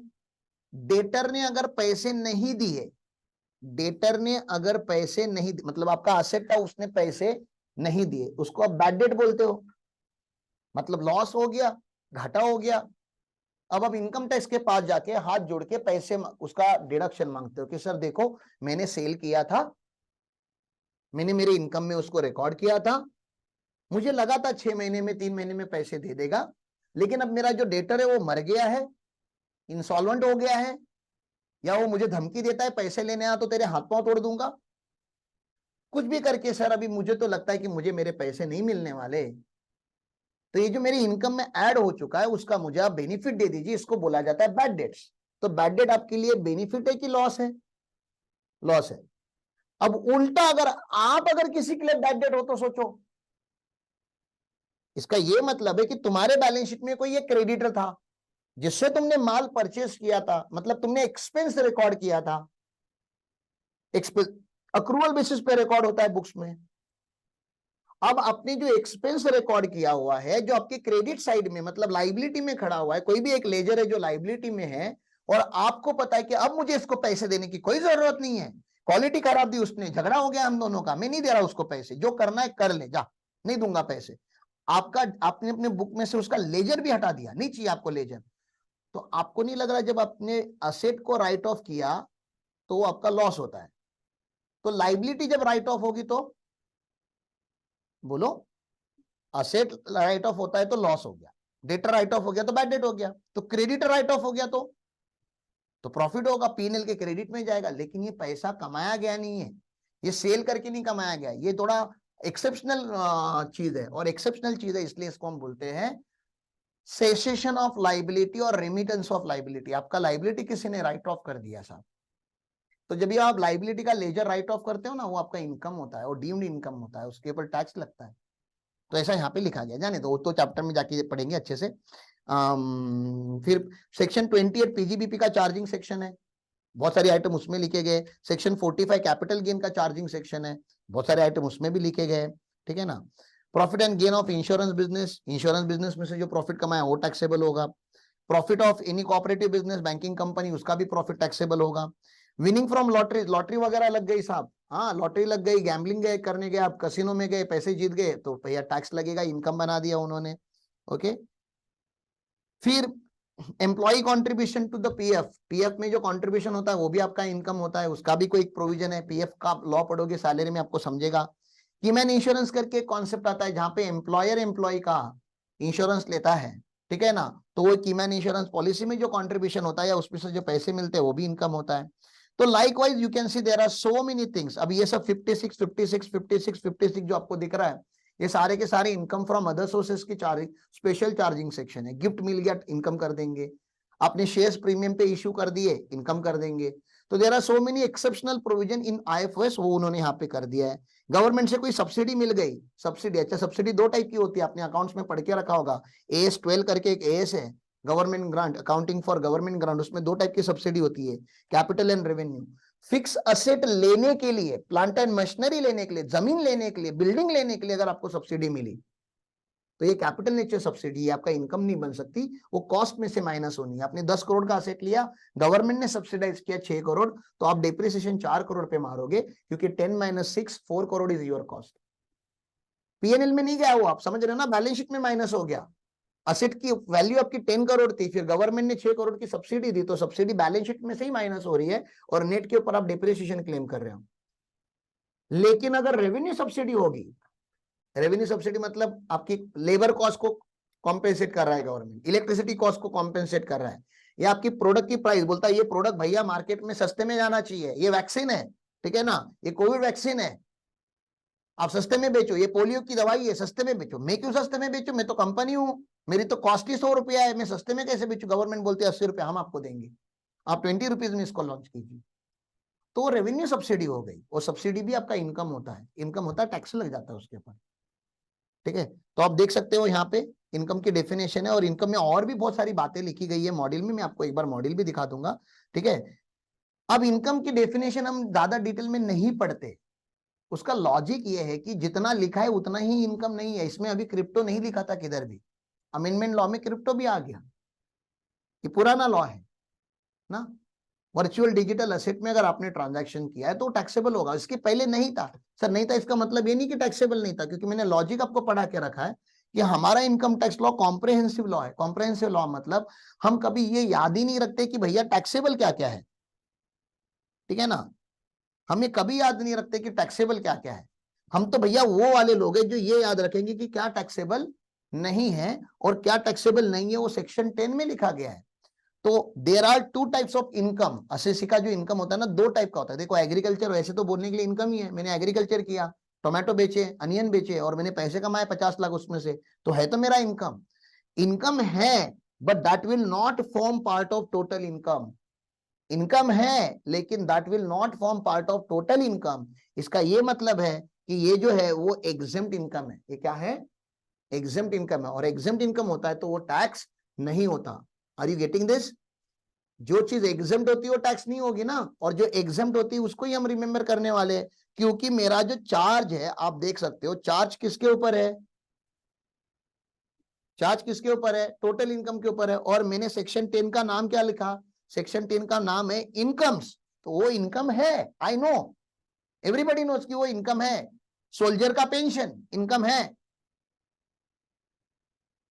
सोल्जर की डेथ हुई है, फैमिली को पैसे मिल रहे हैं, इनकम है, लेकिन उसके ऊपर हमको टैक्स नहीं लगाना है, क्योंकि इनकम तो है, but that should not form part of total income. मतलब वो टोटल इनकम नहीं है, इनकम है लेकिन टोटल इनकम को आप मैथमेटिकली मत समझिए। टोटल मतलब मैं ऐसे नहीं बता रहा कि 5 इनकम है उसकी टोटल। टोटल इनकम एक लीगल टर्म है, जिसके ऊपर चार्ज है वो टोटल इनकम है, जिसके ऊपर चार्ज नहीं है वो टोटल इनकम नहीं है। इनकम तो है लेकिन वो टोटल इनकम नहीं है, क्योंकि हमारा चार्ज यहाँ पे जो इस एरिया में जो इनकम आता है उसके ऊपर हमारा चार्ज है। जो इनकम टोटल इनकम ही नहीं है उसके ऊपर हमारा चार्ज नहीं है, लेवी नहीं है, एम्बिट में नहीं आते वो। ये समझ में आया आपको? तो हम हमेशा क्या याद करेंगे? हम याद करेंगे कि एग्जाम क्या क्या है। एग्जाम्शन के कुछ एग्जांपल मैंने बताया, इंडियन एग्रीकल्चर इनकम एग्जाम्प्ट होता है। मैंने बताया share of profit from HUF exempt होता है, share of profit from firm exempt होता है। सर ये दोनों क्यों एग्जाम्प्ट होते हैं? एकदम सिंपल लॉजिक मैंने बताने का ट्राई किया था कि भैया प्रॉफिट बिफोर टैक्स ऐसे फर्म का प्रॉफिट आता है, प्रॉफिट बिफोर टैक्स आया उसके ऊपर क्या लग जाता है? टैक्स लग जाता है at the rate of 30%। Firm का टैक्स 30% है। तो 10 लाख कमाए फर्म ने से 3 लाख क्या भर दिया? टैक्स भर दिया, तो 7 लाख क्या आ गया? पैट आ गया, प्रॉफिट आफ्टर टैक्स। ये प्रॉफिट आफ्टर टैक्स 2 पार्टनर में डिवाइड हो गया, 3.5 3.5। ये पार्टनर के लिए तो इनकम है, तो क्या पार्टनर फिर से टैक्स भर देगा? Answer is no. क्यों? क्योंकि सर डबल टैक्सेशन हो जाएगा ना, ये फर्म भी तो उनकी थी। तो वो ना हो करके हमने क्या कर दिया है, हमने बोला भैया एचयूएफ से, पार्टनरशिप फर्म से जो शेयर ऑफ प्रॉफिट आता है, शेयर ऑफ प्रॉफिट मतलब जो ऑलरेडी टैक्स हो चुका है एलिमेंट, वो एग्जेम्प्ट हो जाएगा आपके हाथ में। ऐसा इसका एक लॉजिक होता है। चलो ये हो गया इनकम की बातें। चलो आगे, बहुत कुछ बोलना पड़ता है इनकम में। फिर पर्सन होता है। पर्सन बहुत डिटेल में आपको मतलब कवर करना पड़ता है, वो हमने ऑलरेडी करके रखा हुआ है। पर्सन में कौन कौन? पर्सन के पहले तो मैंने क्या बताया, एक तो इनकम होना चाहिए, दूसरा आपको पर्सन होना चाहिए। स्टार्टिंग में मैंने वही 2 कंडीशन बताया। इनकम टैक्स एक्टिवेट होने के लिए आप या तो पर्सन होनी चाहिए या तो आपका इनकम होना चाहिए। तो इनकम टैक्स को चुना लगाने के लिए दो चीजें हो गई। हाँ, 2 चीजें आप बोल सकते हो कि या तो ये पर्सन ही नहीं है, या वो इनकम नहीं है। तो इनकम का तो उन्होंने डेफिनेशन इंक्लूसिव में लिख दिया, बोल दिया दुनिया में जो भी होता है सब इनकम है, जिसने जो भी कमाया सब इनकम है, क्योंकि इनकम की डेफिनेशन इंक्लूसिव है। तो लोगों ने क्या करना चालू किया, लोगों ने बोलना चालू किया, अच्छा वो इनकम तो है लेकिन जो कमा रहा है ना वो पर्सन नहीं है। जैसे शिरडी में साईं बाबा संस्थान करके एक संस्था है, ट्रस्ट है, शिरडी हमारे महाराष्ट्र में, ठीक है ना, वहां पे साईं बाबा करके एक भगवान है, मतलब माने हुए भगवान है, और साईं बाबा की एक मूर्ति है, और उस मूर्ति के सामने दान पेटी लगाई हुई है। साईं बाबा बैठे हैं वहां पे, कुछ नहीं करते, कुछ नहीं बोलते, लेकिन वहां पे भक्त आते हैं और डोनेट करके जाते हैं, पैसे रख के जाते हैं दान पेटी में। आपने देखा होगा हर मंदिर में ऐसे होता है। तिरुपति बालाजी में, तिरुपति बालाजी का मंदिर है, वहां पे भी दान पेटी लगी होती है, लोग आते हैं, भक्तजन आते हैं और उसमें पैसे डिपॉजिट करके जाते हैं। क्या नहीं चल रहा है?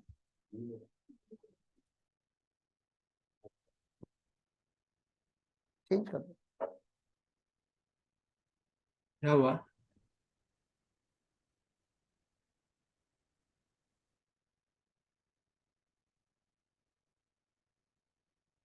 तो अभी लालबाग का राजा 2 दिन के बाद अभी गणेश फेस्टिवल चालू हो गया, ठीक है ना।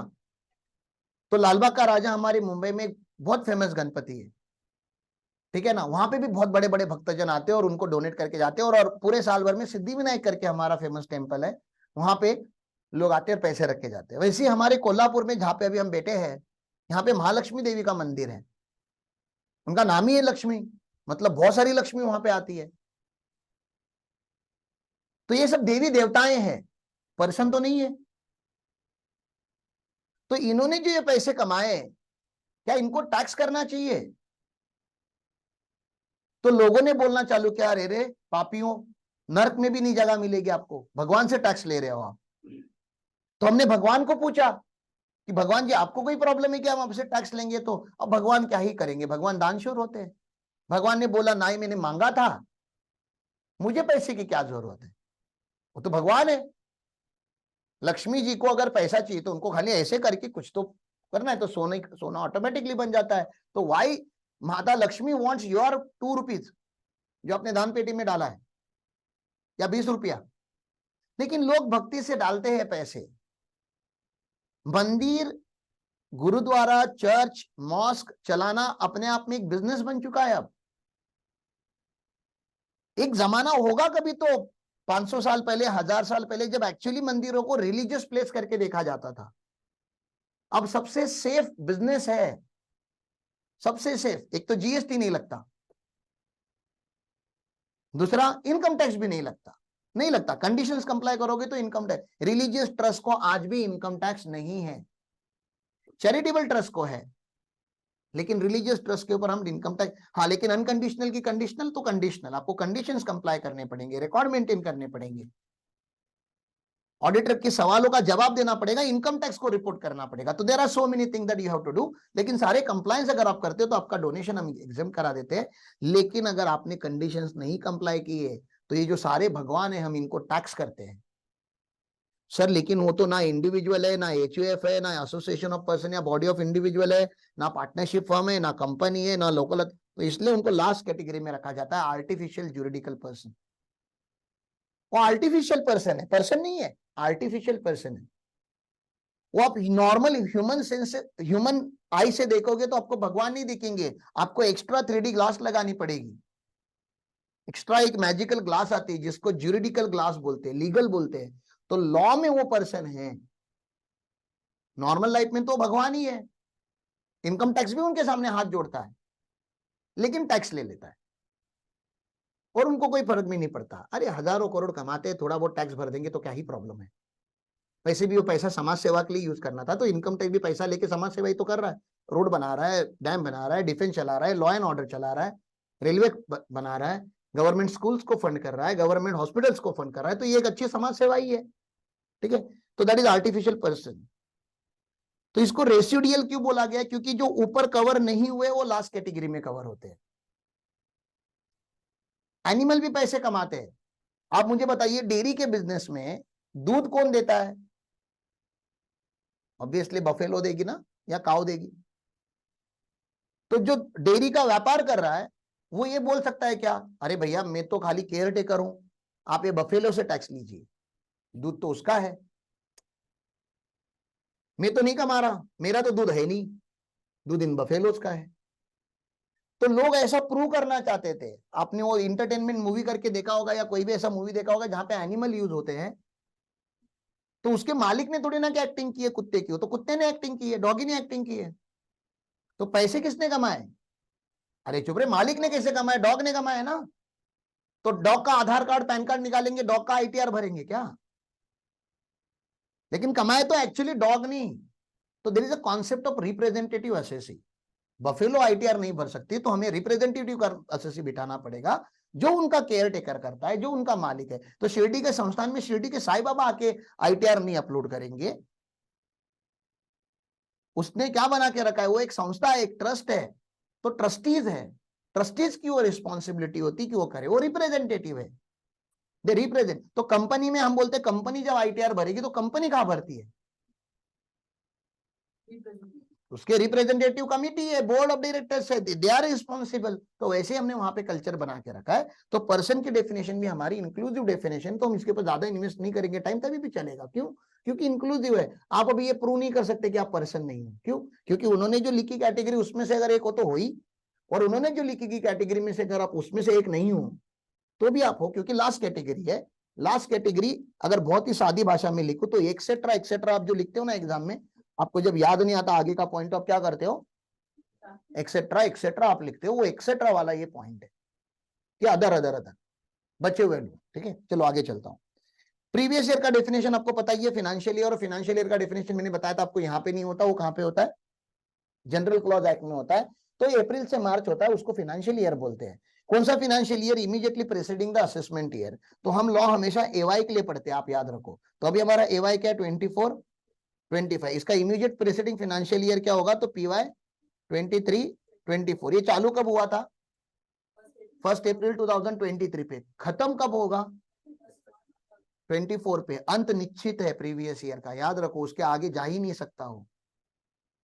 क्यों, 1 अप्रैल पे क्या चालू होता है, नया असेसमेंट ईयर, एवाई चालू, फाइनेंशियल ईयर भी चालू होता है, लेकिन 1 अप्रैल पे हमेशा एवाई चालू होता है। एवाई का ये मतलब है 31 मार्च तक जो भी आपने कमाया उसका असेसमेंट चालू करो, सर फाइनलाइजेशन चालू करो। तो असेसमेंट ईयर क्या होता है, पीरियड ऑफ 12 मंथ। मींस लिखा हुआ है, मींस मतलब एग्जॉस्टिव डेफिनेशन है। एग्जॉस्टिव मतलब आप लोग चेंज नहीं कर सकते इसको अपने हिसाब से, ठीक है ना। एंड सर 12 महीने बोले तो जनवरी से दिसंबर भी तो 12 महीने होते हैं, जुलाई से जून भी तो 12 महीने होते हैं। कौन से 12 महीने, उन्होंने बोला असेसमेंट में, assessment year means period of 12 month. तो कौन से 12 मंथ, हाँ कौन से 12 मंथ, अप्रैल टू मार्च ना। तो ये लिखना पड़ा उनको। इसके लिए मैं महाभारत की एक स्टोरी बताता हूँ, बताई थी क्या आप लोगों को वो स्टोरी, नहीं बताई थी, चलो इंटरटेनिंग है थोड़ी सी, बता देता हूँ। जब मैंने महाभारत सुनना चालू किया, उसके पहले महाभारत हम लोग ने टीवी में ही देखा था। वैसे यहाँ पे अदर देन हिंदू रिलीजन के बच्चे भी होंगे जो ये सुनते होंगे यूट्यूब के थ्रू। तो महाभारत या Bhagavad Gita is not a religion book, ठीक है ना, पहले तो आप वो माइंड से निकाल लीजिए। हाँ, क्योंकि वहां पे जो लोग थे, कैरेक्टर थे, वो सारे हिंदू थे, तो it looks like a Hindu, but actually it is a business book, ठीक है ना। तो इसके पहले जब हमने सुना था, जब बचपन से सुनते आते थे कि भगवान कृष्ण करके कोई है, भगवत गीता करके कुछ है, टीवी में देखा था हमने, यहाँ से बाण चलता है, आगे लाइट लगती है, जुप जुप जुप जुप जुप जुप, वहां से एक बाण चलता है, लाइट लगती है, जुप जुप जुप जुप, ये दोनों बाण एक दूसरे को टकराते हो, गायब। This is what Mahabharata was in my mind, ठीक है ना, मे भी उतना ही इमेच्योर था, ठीक है। लेकिन फिर लाइफ थोड़ी हार्श होती गई। कैसे होता है ना, जब आपको मैच्योरिटी आना चालू हो जाती है ना, तो आपको सच्चाई देखना चालू हो जाती है। And reality was very scared, बहुत डरावनी होती है रियलिटी, सच्चाई बहुत दर्दनाक होती है। मैं बताता हूं आपको, झूठ बहुत अच्छा होता है, इमेजिनरी लाइफ बहुत अच्छी होती है। तो बचपन में हम जवानी इमेजिन करते थे कि जवानी बहुत अच्छी होगी, लेकिन जब जवानी चालू हुई तो पता चला यार इतनी भी अच्छी नहीं होती, नहीं होती है लेकिन उतनी भी नहीं होती जितनी इमेजिनेशन में थी। तो इसके कुछ अप्स है तो कुछ डाउन्स है, और जब डाउन चालू हुए ना, तो इंसान बावरा हो जाता है, पैनिक हो जाता है। फिर उसके मन में सवाल आते हैं कि ये मेरे साथ क्यों हो रहा है, मैंने ऐसा क्या किया। जब ये सारे सवाल उसके मन में जेन्युइनली आना चालू हो जाते हैं, तो वो अध्यात्म की तरफ मुड़ता है, तब वो स्पिरिचुअलिटी की तरफ मुड़ता है, तब उसको ये सब समझता है कर्मा हैपेंस। ये सेंटेंस 2 ही वर्ड का है, लेकिन फिर उसको समझ में आने चालू हो जाता है कि अच्छा, Karma is happening with me. तो कर्मा ये वर्ड कहां पे लिखा है? तो महाभारत में लिखा है। What goes around comes around. मतलब क्या? जो आपने दिया है वही आपको मिलेगा। तो आपने आशीर्वाद दिया है तो आपको आशीर्वाद मिलेगा, आपने श्राप दिया है तो आपको श्राप मिलेगा, आपने प्यार दिया है तो प्यार मिलेगा, आपने नॉलेज दिया है तो आपको नॉलेज मिलेगा, आपने सपोर्ट दिया है तो सपोर्ट मिलेगा। तो अगर आपके लाइफ में आप कुछ भी चाहते हो तो आपको क्या करना है? पहले उसको देना चालू करना चाहिए। If you feel you don't have enough friends in your life, then the other interpretation of that, you are not friends of enough people. आप किसी के अच्छे दोस्त नहीं हो, इसलिए आपका कोई अच्छा दोस्त नहीं। शुरुआत आपसे होती है। आप अच्छे ऑर्गेनाइजेशन में एम्प्लॉय नहीं हो, मतलब आपको लगता है कि आपकी ऑर्गेनाइजेशन अच्छी नहीं है, तो ये समझ लीजिए कि आप अच्छे एम्प्लॉय भी नहीं हो। समझ रहे हो? आप अच्छे रिलेशनशिप में नहीं हो, आपको लग रहा है आपकी रिलेशनशिप स्पॉइल्ड है, आपके घर में शांति नहीं है, तो आप समझो कि आप अशांत हो। वो तो ऐसे ही है, वो तो ऐसे ही चलते था, पहले भी वैसे ही था। You can not custom anything other than you can custom only you. Custom समझते हो ना आप अपने आप को ही बदल सकते हो, आप अपना ही रिमोट का, आपके हाथ में एक ही रिमोट कंट्रोल है और आपका है। आपके बच्चों का भी रिमोट कंट्रोल आपके हाथ में नहीं, जिनको आपने पैदा किया हुआ है वो तो छोड़ दो, फिर बाकी आपकी बॉयफ्रेंड कैसे बिहेव करेगी, आपका गर्लफ्रेंड कैसा बिहेव करेगा, आपकी वाइफ, आपका हस्बैंड, आपकी माता, आपके पिता कैसे बिहेव करेंगे, वो आपके हाथ में है ही नहीं। आपके हाथ में खाली एक ही इंसान कंट्रोल में रहना चाहिए, दैट इज यू। और उसका रिमोट कंट्रोल किसी और के हाथ में नहीं होना चाहिए, ऐसा मेरा स्ट्रॉन्ग अंडरस्टैंडिंग है कि मेरा रिमोट कंट्रोल मेरे हाथ में होना चाहिए, मेरे डिसीजन मैं लूंगा। मुझको क्या पहनना है, क्या खाना है, कैसे जीना है, किसके साथ जीना है, मैं डिसाइड करेगा, नॉट एनीबडी एल्स। हाँ, अभी हमारी ऑर्गेनाइजेशन है तो हम मैनेजमेंट कमेटी बनाते हैं, डिस्कशन करते हैं कभी कभी, but that is just as a formality. Ultimately life में मुझे क्या करना है वो मैं ही डिसाइड करता है, और मैं चाहता हूं आप लोग को भी वो फ्रीडम मिले। हमारी ऑर्गेनाइजेशन में कम से कम ये हो, हमारे घर में कम से कम ऐसा बने कि हम किसी और के डिसीजन हमारे ऊपर इंप्लीमेंट ना करें। हम गाइडेंस ले सकते हैं दूसरों से, लेकिन डिसीजन तो हम ही लेनी पड़ती है। तो ये सब कुछ कहां पे किया गया? अर्जुन का वॉर कृष्ण 2 मिनट में खत्म कर सकते थे। क्या करना था? सुदर्शन चक्र उठाना था और घुमाना था, खत्म, गेम ओवर, चलो घर पे चलो। लेकिन युद्ध अर्जुन का था, लड़ना अर्जुन को था, तभी वो भगवत गीता बनी, तभी वो लेसन्स बने। तो आपका युद्ध कौन लड़ेगा? आपको ही लड़ना है, कोई और। Don't expect anybody else to come and support you, lift you, guide you. क्यों? क्या जरूरत है? आप केपेबल हो, आप खुद अपना वो। तो ये सब जब मैं पढ़ रहा था तो यहां से मैं बता रहा हूं कि भगवत गीता आपके लाइफ में क्यों इंपॉर्टेंट है। मैंने भगवत गीता नहीं पढ़ी है, वो ज्यादा ही डिफिकल्ट कॉन्टेक्स्ट लिखा है उसमें, लेकिन मैंने स्टोरियों में सुनी है। तो मेरे लाइफ में कुछ अच्छे अच्छे लोग हैं जिनको भगवत गीता के लेसन्स पता है, और उसकी शुरुआत अंजेश से होती है। अंजेश करके मेरा एक फ्रेंड है, बहुत अच्छा फ्रेंड है, आप लोग तो जानते ही हो, लेकिन जो यूट्यूब पे है उनके लिए बता रहा हूं मैं। He is a company secretary, CF analyst, lawyer, London school of economics में से उन्होंने डिग्री ली है, समर स्कूल किया है वहां पे, तो बहुत सारी चीजें करते रहता है, और एक अच्छा दोस्त है, एक अच्छा व्यक्ति है, चाहे एक ह्यूमन बींग है। तो उसने मेरे लाइफ में भगवत गीता के कुछ स्टोरीज बताना चालू किया, क्योंकि जब हम बहुत यंग थे, कॉलेजेस में थे, तो इमैच्योर्ड हुआ करते थे, तो मैच्योरिटी वहां से शुरू हुई। तो जब मैंने सुनना चालू किया, तो जब अंजेश मुझे स्टोरियां बताया करता था कि धृतराष्ट्र ने ये किया, गांधारी ने ये किया, तो स्टोरीज बताया करता था, कभी कभी हमारे डिस्कशन में आते थे, धर्म और अधर्म की बातें करता था। वैसे उसको सूट नहीं करती, लेकिन करता था। तो मुझे ना कॉन्टेक्स्ट नहीं समझ में आता था, क्योंकि मुझे ना इन लोगों के बारे में पता नहीं था कि ये कौन है, ये गांधारी कौन है। तो उसको मुझे वो सवाल पूछना पड़ता था। अच्छा, जो 4-5 फेमस कैरेक्टर है भारत महाभारत के, वो सबको पता होते हैं। वो कभी कभी घटोत्कच की बात करता था, अभी घटोत्कच कौन है मुझको क्या मालूम। तो मैंने क्या करना चालू किया, बोला कि मेरा जो प्रोफेसर है वो ज्यादा ही टेक्निकल बात करता है महाभारत का, तो मैंने बोला कि यार थोड़ा प्रिपरेशन करके जाता हूं, थोड़ा अपन भी घर पे सर्च करके जाते हैं ना कि कौन सा कैरेक्टर कौन सा है। तो मैंने एक्चुअली भगवत गीता परचेस की और घर पे गया, बोला रीड करने के लिए, और उसमें 4-5 फोटो देख के मेरी फट गई। मतलब मैं बोला यार ये तो, उसमें ऐसा दिखा है कि नॉनवेज खाने वालों के मुंह में लावा डाला जाता है जलता हुआ। मैं बोला मैं तो यहाँ पे क्वालिफाई हो रहा हूँ। और उसमें और 4-5 फोटो ऐसे ही भयानक भयानक। मैं बोला यार मेरे सारे फोटो में क्वालिफाई हो रहा हूँ।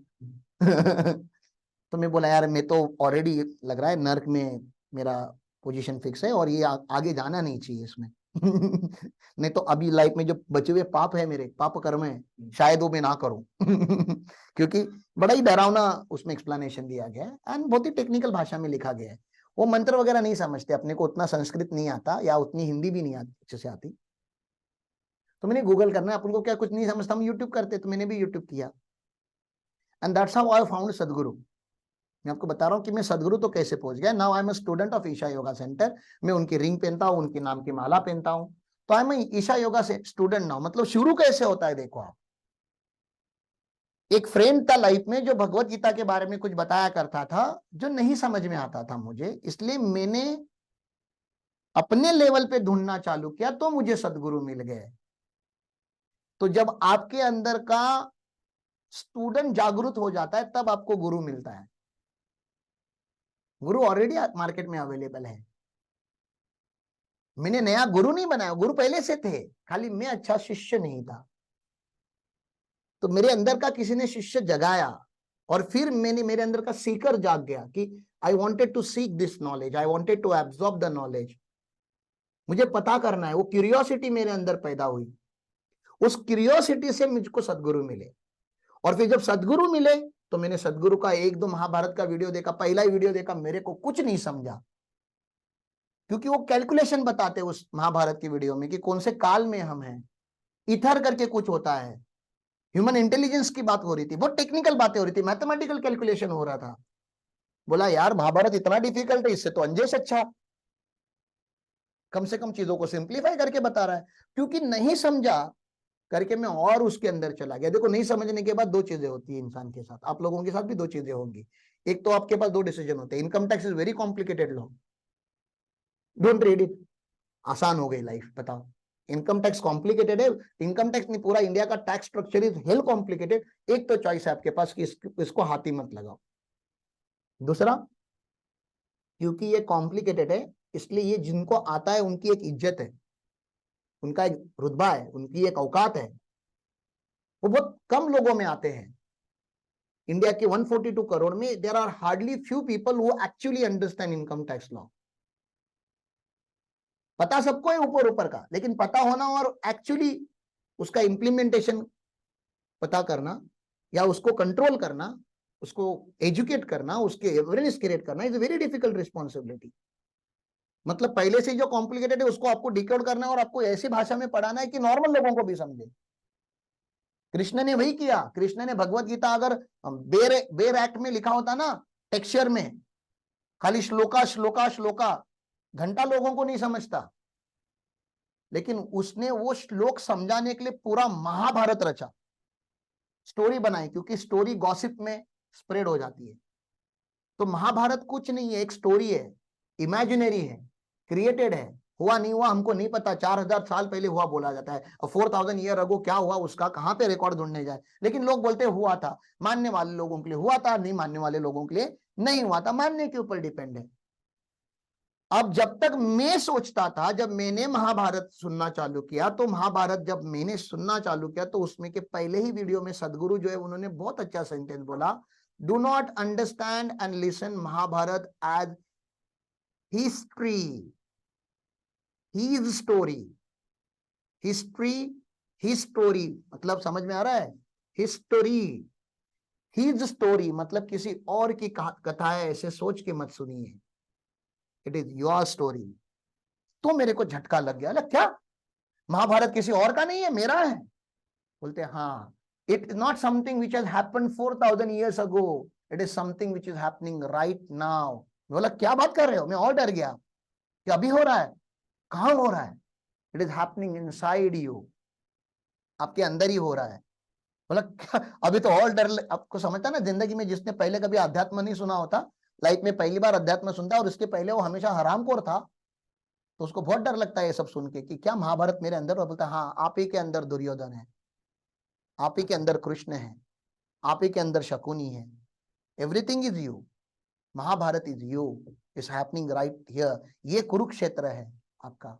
जब आप स्ट्रैटेजी करके किसी को फंसाते हो क्योंकि आप वीक हो, आप उसको मार के नहीं हरा सकते, तो आप शकुनी हो। आपको लगता है कि आप ताकतवर हो, आप मार के उसको हराओगे, जबकि उसको हराना गलत है, तो आप दुर्योधन हो। आपको पता है कि ये गलत है, फिर भी आप करते हो, फिर भी करने को अच्छा लगता है इसलिए करते हो, इसलिए आप दुर्योधन हो। आप अगर किसी के मार्गदर्शक हो, किसी को रास्ता दिखाते हो, किसी को अच्छा और बुराई में फर्क करा के देते हो, तो आप कृष्ण हो। आपको पता है आपका बेटा एक नंबर का हरामखोर है, लुक्खा है, लफंगा है, आपको पता है कि आपके बेटे के 4 कान के नीचे खींच के रखना चाहिए, पनिश करना चाहिए उसको, और आपके पास ताकत नहीं तो किसी और को बोल के पनिश करना चाहिए, पुलिस कंप्लेंट हो जानी चाहिए, इस लेवल तक का आपको एक्शन लेना पड़ेगा। उस रास्ते पे आपका बेटा चला गया है, लेकिन क्योंकि आपने उसको पैदा किया है, आप आंखें बंद कर देते हो, तो आप गांधारी हो कि जानबूझ के आपने आंख बंद की है, पता है गलत हो रहा है, फिर भी आप उसको अनदेखा कर रहे हो। आंखें होने के बावजूद भी जो बंद करते हैं उसको गांधारी बोलते। तो प्रोफाइल है, और ये सारी प्रोफाइल हम लोगों के अंदर है। विदाउट अंडरस्टैंडिंग द कॉन्सिक्वेंस, जो हमेशा सच का साथ देता है, वो 5 पांडवों में का बड़ा भाई कौन? आप युधिष्ठिर हो। तो ऐसे हर चीज का अपना एक रोल है, हमारा ही रोल है। तो we play whole Mahabharata in our life. बचपन से लेके बड़े होने तक हम अपना अलग अलग रोल प्ले करते रहते हैं, अलग अलग दिन हम अलग अलग है। कभी आप शकुनी बन के मार्केट में आते हो, कभी आप कृष्ण बन के आते हो, और कभी आप हाथ जोड़ के आते हो ऐसे स्टूडेंट बन के, यहाँ पे जिंदगी के बड़े बड़े सवाल आप पूछते हो, तब आप अर्जुन हो। तो ये महाभारत का थोड़ा सा मैंने आपको बैकग्राउंड बताया, क्योंकि आपको पता होना चाहिए कि महाभारत क्या है। आप अगर लाइफ में अगर डिफिकल्ट फेज से जा रहे हो, तो I am requesting you start watching this whole series of Mahabharata, ठीक है ना। उसके कुछ वीडियोस अवेलेबल है यूट्यूब पे, कुछ नहीं थे तो हमने परचेस किए, तो ईशा योगा सेंटर में उसका पेन ड्राइव वगैरह मिलता है, आप वहां से भी परचेस करा सकते हो। अगर आपको वीडियो नहीं मिले तो ऐसे यूट्यूब पे अलग अलग जगहों पे मिलते ही है।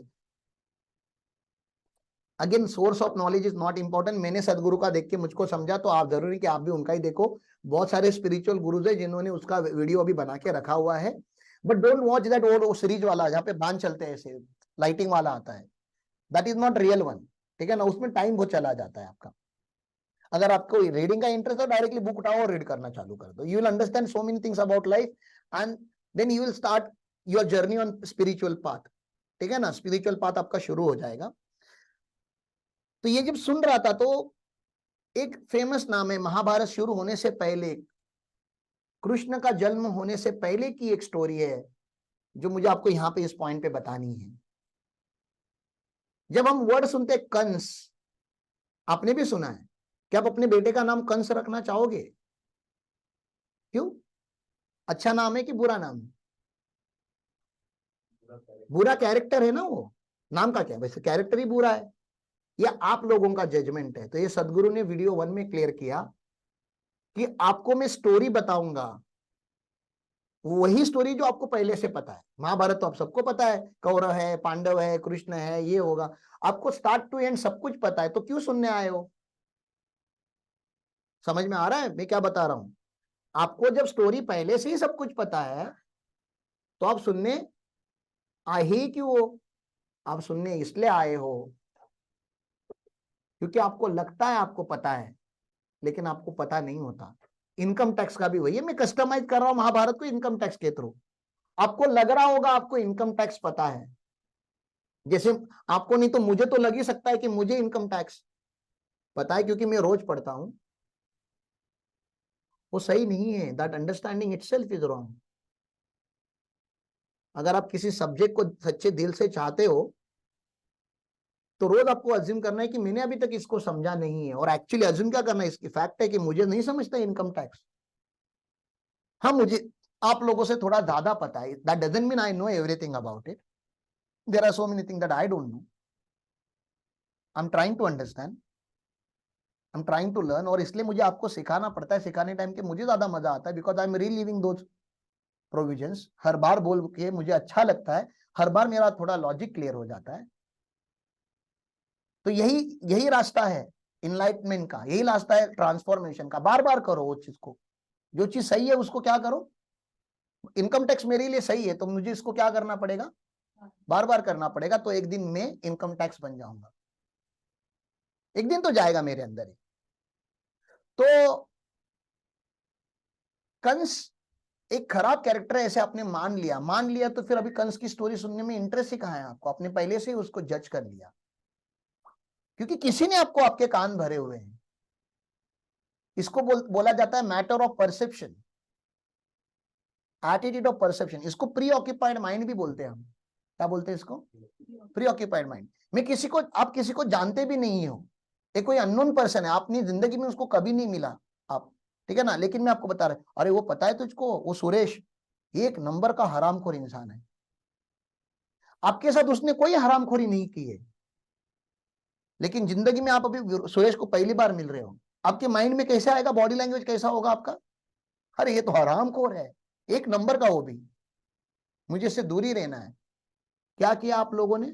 आपके कान में किसी ने विष डाला और आपने उसको एक्सेप्ट किया. पूरा महाभारत उसी के लिए हुआ है, पूरा रामायण उसी की वजह से हुआ है ना.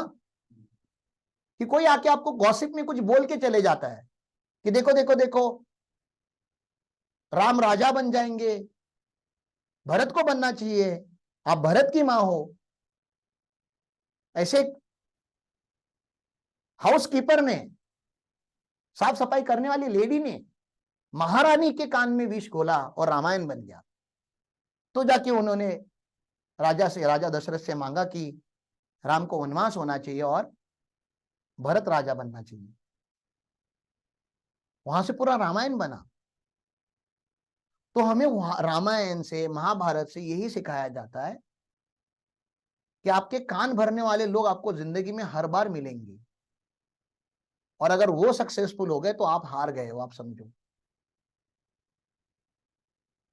महाभारत में भी शकुनी कौन से साइड से था? दो साइड थी ना, कौरवों की और पांडवों की. तो Shakuni was on which side? आपको लगता है ना ये गलत है. शकुनी कौरवों की साइड था ही नहीं. शकुनी तो एनिमी था. शकुनी की अपनी एक साइड थी, उसके अंदर हेट्रेड था इन सबको लेके, क्योंकि शकुनी के 99 भाइयों को मारा गया है, इन्होंने ही मारा है. ये जो कौरवों का खानदान है उनने टॉर्चर किया है उसको. शकुनी ने अपने बाप को प्रॉमिस दिया था मरते दम तक, कि मैं बदला लेके रहूंगा. और वो जो गेम में वो जो यूज किया गया है टाइल्स जो भी है, ठीक है ना, वो अब उसके बाप की हड्डियों का है, इसलिए वो उसके हिसाब से ही गिरता है. और उसने पूरा साम्राज्य डिस्ट्रॉय करके जाऊंगा इस प्रॉमिस से किया गया था. तो दुर्योधन का अगर अक्कल होती तो दुर्योधन शकुनी की बात सुनता ही नहीं. उसका एडवाइजर ही गलत था, उसकी संगत ही गलत थी, जो उसकी ही बुराई करती थी. चेहरे पे वाह वाह वाह वाह करते थे. वो डिसिट ना, डिसिट उसको ही तो बोला जाता है. डिसिट मतलब क्या? कि मैं आपको दिखाऊंगा कि मैं अच्छा हूं लेकिन हूं नहीं. तो ऐसे एम्प्लॉय अगर ऑर्गेनाइजेशन में आ गए तो समझो ऑर्गेनाइजेशन ले डूबेंगे. वो लोग वो एक्टिंग करेंगे अच्छे एम्प्लॉय होने का, लेकिन अच्छे एम्प्लॉय नहीं होंगे. ऐसे लोग आपकी जिंदगी में आ गए, आपके हस्बैंड बन गए, आपकी वाइफ बन गए, आपके बच्चे बन गए, आपकी माता बन गए, तो समझो तुम्हारी जिंदगी खराब हो गई, क्योंकि वो एक्टिंग तो करेंगे अच्छे होने के, लेकिन रियलिटी में deep down they are not good people. तो आपका हस्तिनापुर मिट्टी में मिलने वाला है जैसे उनका मिला. तो शकुनी ऐसा क्यों है, उसकी भी अपनी स्टोरी है. लेकिन इतना पक्का मैं बताना क्या चाहता हूं, अगर आपने प्री ऑक्यूपाइड माइंड से महाभारत पढ़ा, या प्री ऑक्यूपाइड माइंड से इनकम टैक्स पढ़ा, या प्री ऑक्यूपाइड माइंड से दुनिया में कोई भी चीज की, तो आप गलत ही करोगे. उसके जो रिजल्ट्स आएंगे वो रॉन्ग ही होंगे. भैया प्रोफेशनल कोर्सेज डिफिकल्ट होता है, सबको पता है. भैया प्रोफेशनल कोर्सेज में लोग फेल होते हैं, सबको पता है. भैया प्रोफेशनल कोर्सेज में कोई गारंटी नहीं है सक्सेस की, सबको पता है. भैया बिजनेस में भी कोई सक्सेस की गारंटी नहीं है, बिजनेस भी डिफिकल्ट, सबको पता है, तो ये काम करते हैं नहीं करते। प्री ऑक्यूपाइड माइंड तो यही हो गया ना। किसी ने तुम्हारे कान में बोल दिया हल्ली से आके, अरे सीए मत कर, वो 5-5 साल 10-10 साल लग जाते हैं उसको करने में। अरे 5 लगने दो, 10 लगने दो। राम ने रामायण में 14 ईयर का वनवास किया, तब जाके उस इंसान से भगवान बने ना। तो ये जो जर्नी है प्रोफेशनल कोर्सेज की, वो भी इंसान से भगवान बनने की जर्नी है। ऐसे कैसे क्रैश कोर्स में हो जाओगे, 6 महीने में भगवान बना दो। 6 महीने में कोई भगवान नहीं बनता साहब, और एक अटेम्प्ट में भी नहीं बनता। बार बार फेल होना पड़ता है, बार बार संघर्ष झेलना पड़ता है, तब जाके आप कुछ बनते हो। ऐसा ही ये कोर्स है, और उसमें का एक अध्याय चालू है इनकम टैक्स। तो इनकम टैक्स शुरू होने से पहले और इनकम टैक्स खत्म होने के बाद अगर आपकी जिंदगी में आपके थॉट नहीं बदले, आपकी पर्सनालिटी नहीं बदली, आपकी मैच्योरिटी लेवल नहीं बदली, तो समझो इनकम टैक्स फेल हो गया, आप जीत गए।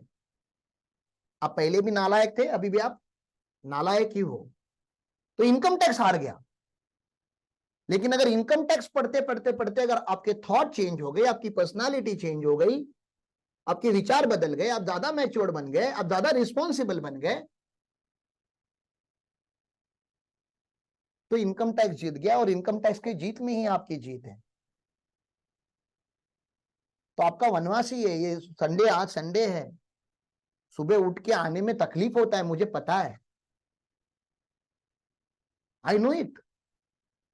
मूवी देखने जाते आज तो मजा आता, क्रिकेट खेलने जाते तो और मजा आता, लेकिन आप लेक्चर में आए हो, I know it is difficult, और आप ही पहुंच पाए हो। समझ रहे हो ना, कुछ लोग हैं जो अभी तक पहुंचे नहीं है। दे टूक अ डिसीजन टुडे। डिसीजन क्या था उनका, कि आज मैं सो लेता हूं थोड़ा सा, क्या पता कल नींद मिले या नहीं मिले। और फिर जब 4 साल 5 साल हो जाएंगे यहां से आगे, जब 2030 में हम बैठे रहेंगे, और तब हम पीछे मुड़ के देखेंगे कि कुछ लोगों की जिंदगी बदल गई और कुछ लोगों की नहीं बदली। जिनकी बदल गई वो रोज उठ रहे थे, उनकी बदलनी ही है, गारंटी है, सक्सेस गारंटेड है हमारे यहाँ पे। अगर आपने एफर्ट्स डाल दिए तो सक्सेस गारंटेड है। किसकी नहीं बदलेगी, जो खुद नहीं बदला उसकी जिंदगी नहीं बदलेगी, जो खुद बदल गया उसकी जिंदगी बदल जाएगी। और ये रोज बदलाव होता है, एवरी डे ये डिसीजन लेनी पड़ती है। मैंने लास्ट टाइम भी आपको बोला था कि हर दिन आपके पास ये डिसीजन होगी, करियर के लिए मैं काम करूं या ना करूं, ये हर रोज डिसीजन लेना है। एक्चुअली हर घंटे लेना होता है कि जो मैं कर रहा हूं वो मेरे लॉन्ग टर्म गोल के साथ अलाइन है भी या नहीं है। मेरे एक्शन मेरे थॉट्स, मेरे थॉट्स मेरे एक्शन। तो बताना ओरिजिनली ये था कि कंस का एक प्रोफाइल आपको बताया गया है कि ये एक स्पॉइल्ड प्रोफाइल है, ये गलत प्रोफाइल है। आपका हरामखोर मामा आपको दिख जाता है तो आप अंदर से ऑटोमेटिकली आ जाता है ये अच्छा मामा और एक कंस मामा। सबके लाइफ में होता है वो कंस मामा। मैं आपसे इतना ही रिक्वेस्ट कर रहा हूं, जो महाभारत सुनने से पहले, बताने से पहले सदगुरु ने हम स्टूडेंट से किया था, डू नॉट जज एनी पर्सनालिटी, बी न्यूट्रल। आपको ना किसी को फेवर करना है, ना किसी को जज करके उससे दूर जाना है। Ultimately you need to learn from everyone and then you become what you want to become. आपको जज करने के लिए स्टोरी नहीं बताई जा रही है, तो आपकी तो औकात ही नहीं कि आप मेरे इनकम टैक्स की किसी सेक्शन को जज करो साहब। आप उतने बड़े नहीं हो कि ये क्या सेक्शन बनाया, क्या प्रोसीजर बनाया, क्या कितना, ये क्या है, ऐसे कि ये इधर रोने का नहीं। हिम्मत है तो करके दिखाओ, नहीं हिम्मत है तो भाग जाओ, क्योंकि वैसे भी 99.99 लोग इसको नहीं कर रहे। एक बार आपने डिसीजन लिया नहीं मुझे इसको करना है तो आपको करना है, फिर इधर से भागना नहीं है। कितना भी डिफिकल्ट हो अपना है। महाभारत आसान थोड़ी ना क्या था, अपने भाइयों के ऊपर बाण चलाना था, चाचा के ऊपर बाण चलाना था, बाण चलाना था। गाली नहीं देनी थी, गाली तो कोई भी देके आ जाएगा, बाण चलाना है, मारना है उसको, आपके गुरुवर्य को मारना है। फिर भी अर्जुन ने मारा, आसान थोड़ी ना क्या था। तभी तो महाभारत बना, तभी तो 4000 साल हो गए, फिर भी वो स्टोरी आज भी जीवित है, आज भी लाइव है, आज भी उसमें से सीखा जाता है। तो इनकम टैक्स भी वही है। आप, ये इनकम टैक्स आपका महाभारत है। अच्छा, इनकम टैक्स इसलिए क्योंकि मैं इनकम टैक्स पढ़ा रहा हूं, नहीं तो आपका महाभारत तो बहुत बड़ा है, आपने तो 16 सब्जेक्ट का महाभारत लेके निकले हो आप घर से। और अगर आप बिजनेस में हो, व्यापार में हो, कंसल्टेंसी में हो, तो आपका कुरुक्षेत्र, आपके ऑफिस का नाम ही कुरुक्षेत्र रखिए। आपको रोज बांध चलाने हैं और रोज बचना है, कोई आपके ऊपर भी चला रहा है। कंपटीशन है, अच्छे एम्प्लॉय है, बुरे एम्प्लॉय है, अच्छे क्लाइंट है, बुरे क्लाइंट है, अच्छे मैनेजर है, बुरे मैनेजर है, सब हो रहा है। अभी आपको ढूंढना है कि ये कौरव है कि ये पांडव है, और तू कौरव है कि तू पांडव है। कभी कभी तो तू भी कौरव बन जाता है। पर्सनैलिटी है, खानदान नहीं है अभी ये। तो इनकम टैक्स को पढ़ने से पहले अगर आपके माइंड में अगर कोई प्री ऑक्यूपाइड थॉट होंगे तो प्लीज उसको ड्रॉप कीजिए, न्यूट्रल रहिए। मैं नहीं बता रहा हूं कि इसको प्यार कीजिए, कर सकते हो तो ग्रेट, लेकिन एटलीस्ट क्या रहो, न्यूट्रल। नहीं सर 3 अटेम्प्ट दे दिए, 3 अटेम्प्ट में नहीं हुआ, अभी कैसे होगा, ये प्री ऑक्यूपाइड है, वो कल है। Draw line to your past, अभी पास्ट को फ्यूचर में प्रेजेंट में लेकर मत आइए। हम जिंदगी में पहली बार पढ़ रहे हैं और ऐसा पढ़िए। और मैं गारंटी देता हूं जिस दिन आप ऐसा पढ़ोगे, जब लाइफ में फर्स्ट टाइम पढ़ रहे हो, आपको सच में समझ में आना चालू होगा। तो कंस की मैं बात बताता हूं और ये बात मैं आगे लेके जाता हूं, नहीं तो फिर ये गप्पे ही चले जाएंगे, फिर आपको लगेगा प्रवचन में आए हो आप, कि इनकम टैक्स का कीर्तन था आज। लेकिन स्टोरीज है, स्टोरीज आपको ज्यादा सिखाती है। और अल्टीमेटली मैंने क्या बताया आपको, आप टैक्स सीखो नहीं सीखो, वो तो चलो उसके लिए तो सॉफ्टवेयर बने हैं। लाइफ तो सीखनी पड़ेगी ना कोई तो होगा आपके लाइफ में जो लाइफ सिखाता होगा। अब आपके घर पे भी तो कोई नहीं बैठ रहा है आपको लाइफ सिखाने के लिए। मुझे नहीं लगता अंजय जैसे दोस्त भी आपके लाइफ में है। मुझे ये भी नहीं लगता महताब जैसा गुरु आपके लाइफ में है। इसका ये मतलब है कि आज का यूथ अगर बिगड़ा हुआ है तो उनके लाइफ में संगत अच्छी नहीं है। संगत ही इंसान को बनाती है और संगत ही इंसान को बिगाड़ती है। तो आप अगर इनकम टैक्स के संगत में आए हो, अगर हमारे संगत में आए हो, तो इनकम टैक्स के साथ साथ आपको कुछ लाइफ लेसन भी मिले। ये मेरी रिस्पॉन्सिबिलिटी है जो मैं पूरी करना चाहता हूँ, क्योंकि मेरे पास भी लिमिटेड टाइम है इस प्लानेट पे। सदगुरु भी वही बोलते हैं, I have limited time on this planet. और जब वो बोलते तो ऐसे नहीं, अच्छा इनके पास लिमिटेड है मेरे पास तो अनलिमिटेड है, ऐसा नहीं होता। जब गुरु बता रहा है कि guru is there for limited, that mean शिष्य को भी यही समझ में आना चाहिए, even your time is limited on this planet, so live it worthwhile. जब तक आपके हाथ में है, जब तक आपकी सांसें चालू है, तब तक ऐसा कुछ करते रहो जो जिसका कुछ मतलब है जिंदगी में, पर्पज है। तो गुरुकुलम बनाने निकले तो हमारा भी महाभारत चालू हो चुका है। प्री ऑक्यूपाइड मत रहिए। आपके आजू बाजू में जितने भी लोग आपके साथ काम करते हैं, don't have a preoccupied thought about them, be neutral, don't go toward them, don't go opposite to them, neutral. बहुत डिफिकल्ट है न्यूट्रल रहना, because you are either close to some people and you are oppose to some people, वो दोनों होता है। Neutral रहना बहुत difficult होता है, क्योंकि आप क्लोज रहते हो तो उनकी गलतियों को छुपाते हो आप, और आप अपोजिट में रहते हो तो उसकी छोटी छोटी गलतियों को भी बड़ी बड़ी करके आप दिखाते हो। तो ये हो गया फेवरटिज्म, ये हो गया ऑफिस कॉर्पोरेट पॉलिटिक्स, वो नहीं खेलना है हमें। Kansa was the low born baby. Low born baby का मतलब होता है नाजायज औलाद। कंस की मां का किसी के साथ अफेयर था, उसमें से पैदा हुआ वो लड़का है। लेकिन कि वो राजा के घर में पैदा हुआ, उस टाइम पे कल्चर ऐसा था कि राजा अपने संतान को बाहर फेंक नहीं सकता, भले वो उसका ना हो, तो उसको घर में ही रखा गया। अब माँ तो माँ होती है, माँ ने उसको अच्छे से प्यार देना था, लेकिन माँ की डेथ हो गई जब वो बहुत छोटा था। अब जिसकी माँ नहीं है और जिसके खानदान को ये पता है कि ये नाजायज है, उसको उस खानदान में कैसे ट्रीटमेंट मिलेगी, इमेजिन करो। तो बचपन से लेके बड़े होने तक उसको सबने कोसा है, सबने उसको भला बुरा कहा है, सबने उसको इंसल्ट की है, सबने उसको टॉर्चर किया है। तो बड़ा होते हुए नहीं है, आप भी छोटे रहते हो तो आप ऐसे दांत ऐसे दबा के ऐसे गुस्सा करते थे, मैं जब बड़ा होगा ना तो तुझको दिखा दूंगा। तो कंस भी वैसा ही था, वैसे ही बड़ा हुआ है, उसको किसी ने प्यार दिया ही नहीं। तो उसने हर बार हर दिन शपथ लिया, अब इसको भी मारूंगा, अब उसको भी मारूंगा, अब उसको भी मारू, मतलब उसकी लिस्ट हर दिन बढ़ जाती थी कि मुझे बड़ा होने के बाद मारना किसको किसको है। और इसलिए कंस ही रीजन है कि उसके खानदान का जो उसकी जो भी खानदान थी उसकी, वो बड़ा होने के बाद राजा होने के बाद पहले उसने अपने सारे रिलेटिव्स को मारा है। पूरा खानदान उसने नष्ट किया क्योंकि सबने उसको टॉर्चर किया था और ही बिकेम वेरी पावरफुल। गुस्सा जो होता है ना साहब, वो बहुत ताकतवर होता है, आपको पता होना चाहिए। गुस्से में बहुत ताकत होती है,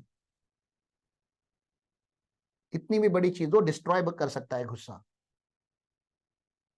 ठीक है ना। उसको अगर राइट डायरेक्शन में लगाए तो आप कुछ बना भी सकते हैं। इसलिए शिवा का नाम है ना, डिस्ट्रॉयर भी वही है और क्रिएटर भी वही है। तो कंस का बचपन ऐसा था। कंस की एक ही सिस्टर थी, मतलब सिस्टर तो बहुत सारी होंगी लेकिन एक ऐसी थी जिसने उसको कभी जज नहीं किया, पूरे दिल से प्यार किया, भाई जैसा भाई माना, बिकॉज उसको नहीं समझता था लो बॉर्न एंड हाई बॉर्न क्या होता है, जायज और नाजायज क्या होता है। उसके लिए तो छोटा भाई था, पैदा हुआ था, तो उसने भाई जैसा ही उसको ट्रीटमेंट दिया। तो बताओ, खानदान जब खत्म करने की लिस्ट बनी होगी तो उसका नाम उसमें नहीं होगा ना। उसका नाम क्या था? देवकी। थोड़ा बहुत आपको भी पता होना चाहिए। तो देवकी का नाम उसने अच्छे लिस्ट में रखा था और अच्छे साइड में उसका एक ही नाम था, Devaki. Devaki, except Devaki, everybody else was in the opposite side, जिनको खत्म करना था। और धीरे धीरे धीरे वो खत्म करते आया था सबको। He became very powerful king. और फिर देवकी बड़ी हो गई तो देवकी की शादी करनी है। आपका एक ही रिलेटिव है दुनिया में, एक ही, और उसकी आज शादी है। आप कैसे रहोगे? आपका एक ही रिलेटिव है दुनिया में, और कोई नहीं है आपकी जिंदगी में, एक ही रिलेटिव है। कुछ जो बचे रहेंगे उनको आपको मारना है तो वो छोड़ दो। रिलेटिव जैसा एक ही रिलेटिव है, खाली बहन है आपकी और कोई नहीं है, तो आप कैसे रहोगे उस दिन? बहुत खुश। और वो इवेंट कैसा होगा? आप बहुत बड़े सम्राट हो, राजा हो, बहुत बड़ा इवेंट होगा। तो इतना सब कुछ अच्छा चल रहा था, देवकी की शादी थी। ड्राइवर करके एक प्रोफाइल होती है, तभी चैरियट होता था, तो चैरियटर होता था। तो देवकी और उसके हस्बैंड को उसके घर पे जब लौटाना था शादी के बाद, तो ड्राइवर कोई भी जा सकता था। कंस इतना बड़ा राजा, उसने बोला मैं जाऊंगा। इतना अच्छा था, मतलब कंस बुरा ही नहीं था, उसमें कुछ अच्छाई भी थी, वो किसी ने बताई नहीं बस आपको। और वो बुरा क्यों था उसका भी मैंने आपको लॉजिक बताया। अगर आपको लॉजिक पता होगा तो पता चले, आप जज नहीं करोगे ना। मैं क्या चाहता हूं कि आप कंस को जज नहीं किए। कंस तो एक स्टोरी है। कंस का और आपका कोई लेना देना है क्या भैया? नहीं। ऐसा क्यों बोला आपने? मैंने वही बताया ना आपको, कंस का और आपका लेना देना है। खाली आपके लाइफ में वो पर्सन जो, उसका नाम कंस नहीं है, कोई और है। आप किसी को तो लेके हेट्रेड है आपके मन में, वो निकाल दीजिए। क्योंकि वो बुरा बनाए तो उसके पीछे कुछ तो रीजन है। वो रीजन आपने नहीं देखे, बिना रीजन देके आप जज कर रहे हो लोगों को, वो नहीं करना है आपको। वही तो महाभारत सिखा रहा है, वही तो इनकम टैक्स सिखा रहा है, वही तो मैं सिखाने का ट्राई कर रहा हूं कि डू नॉट जज, do not have any pre occupied mind. और इसको ऐसा सुनो ही मत कि किसी और की स्टोरी है। It's not his story, it is your story. आपके लिए बोल रहा हूं मैं। नहीं तो चालू इनकम टैक्स के लेक्चर में ये सब क्यों बोलूं? मैं क्या पागल हो गया हूं क्या? मुझे पता है मैं क्या बोल रहा हूं।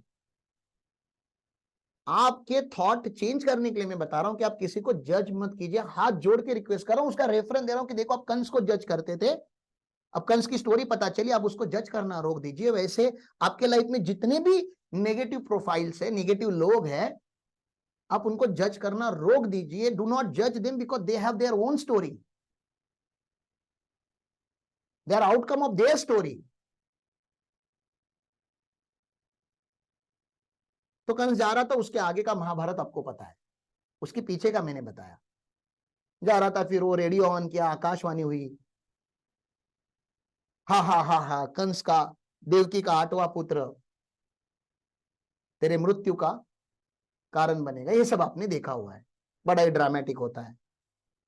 अब भगवान को अनाउंसमेंट करने की क्या जरूरत है? भगवान को भी जज कर लो, कर लो कर लो, तुम्हारी औकात के बाहर है लेकिन कर लो। भगवान को अनाउंसमेंट करने की क्या जरूरत थी? जब कंस एक बुरा राजा बन चुका था, कंस ने अच्छे बुरे लोगों को मार दिया था, तो कंस का भी अंत निश्चित था। What goes around comes around, Karma है।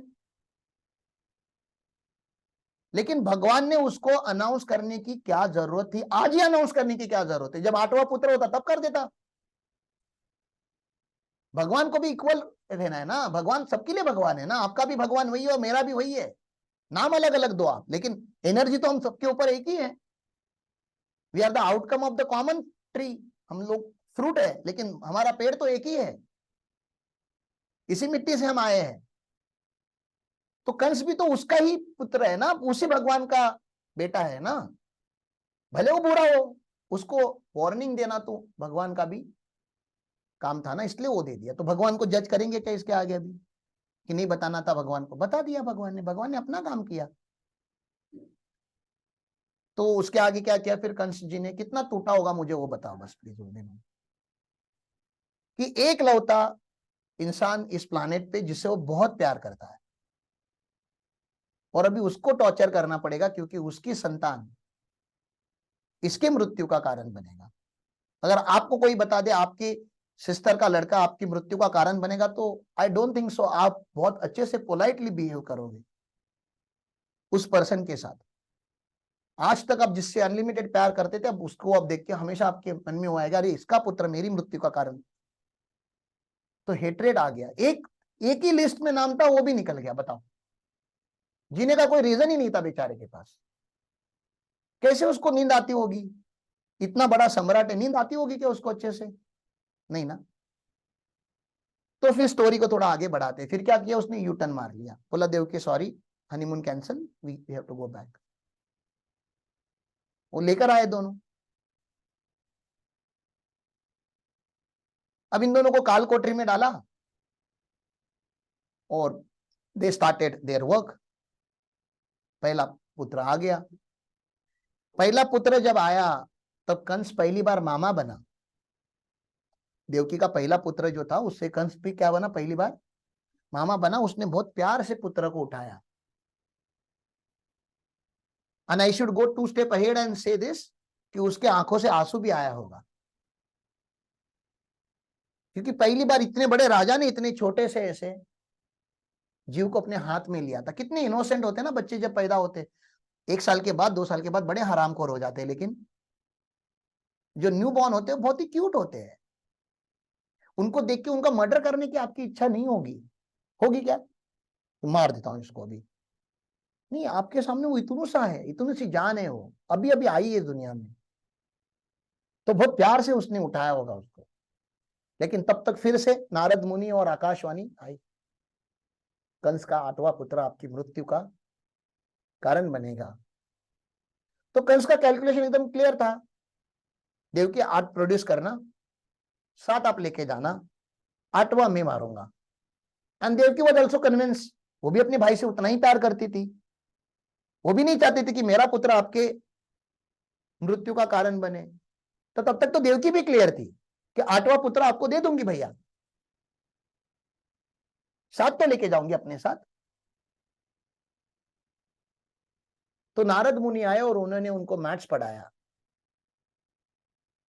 कंस जी को, कि भगवान आप 7 कैसे काउंट कर रहे हो, 8 कैसे काउंट कर रहे हो? तो उसने बोला 1 2 3 4 5 6 7 8, इसको मारना है। उसने बोला आप भगवान की लीला समझ ही नहीं पाए। भगवान ने आपको वार्निंग दी, इसका यह मतलब नहीं कि भगवान आपके साइड है। भगवान तो धर्म अधर्म के साइड है। महाराज जरा सोच के तो देखो, शायद भगवान अपोजिट में खड़े हैं। महाराज जरा सोच के तो देखिए, भगवान आपको बता रहे हैं ना, तो भगवान अपोजिट साइड में खड़े हैं। तो भगवान अगर 8 काउंट करेंगे तो कैसे काउंट करेंगे? यहां से काउंट करेंगे ना, 1 2 3 4 5 6 7 8। तो आपके हाथ में जो पहला बच्चा है वो शायद 8वां भी तो हो सकता है, क्योंकि भगवान आपके साइड में खड़े रह के आपसे दोनों क्या बात करते रहेंगे, आपके सामने रहेंगे ना। और भगवान की लीला तो आपको पता ही है, वो बताते सब कुछ है लेकिन सारे एक्सप्लेनेशन नहीं देते। निर्मला सीतारमन जी का भी कुछ वैसा ही है, मैडम जी लॉ बना देती लेकिन सारे एक्सप्लेनेशन नहीं देती। आप बेटो, आप सीए साहब हो ना, आप बैठ के इंटरप्रेट करते रहो। तो ये रिवर्स कैलकुलेशन उन्होंने बताया। तो बताओ कंस ने भी क्या किया होगा? कंस ने क्या किया होगा? अब जाके उसको पहले को भी मारना पड़ा। अब दूसरे की तो कोई गलती नहीं थी ना, अब कंस को दो मारने थे, बताओ कौन से दो, कंफ्यूजन नहीं चाहिए करके, पहला और लास्ट, बीच वालों को तो छोड़ देना चाहिए था। Devaki was still okay with that.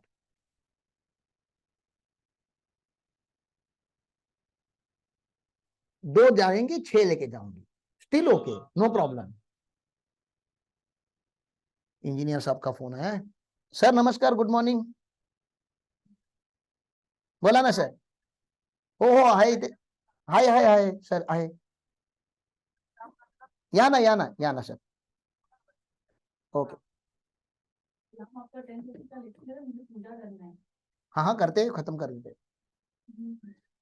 जब दूसरा पुत्र हुआ तो क्लियर था कंस को कि नहीं मारना है उनको, तो उन्होंने बोला कि महाराज आप समझे ना, प्रभु की लीला ऐसी भी तो हो सकती है कि प्रभु ने सारे बच्चों को सर्कल में खड़ा किया है। अब बताइए महाराज कौन पहला और कौन आठवां? कि प्रभु तो ऐसे ही है। कितना कंफ्यूज किया है, समझ रहे हो ना, कंस को बहुत कंफ्यूज करके उसको टॉर्चर किया गया है।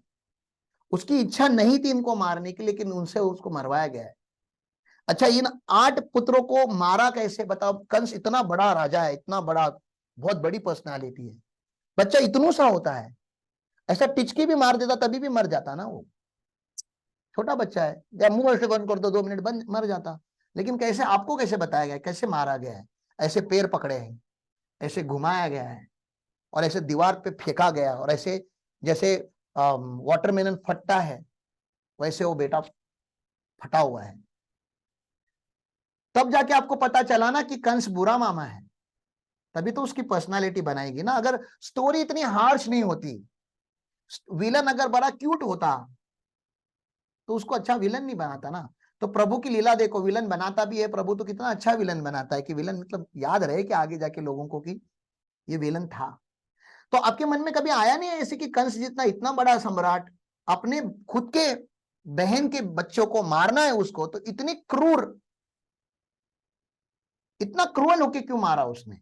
ऐसा सोचना चाहिए कभी तो आपको। मतलब मैं क्या बताने का ट्राई कर रहा हूं, हर प्रोविजन के पीछे एक लॉजिक है। इनकम टैक्स की प्रोविजन वही कंस मामा जैसे इंसान ने बनाए हैं, लेकिन उसको कंस बनाने के पीछे सारे असेस ही है साहब।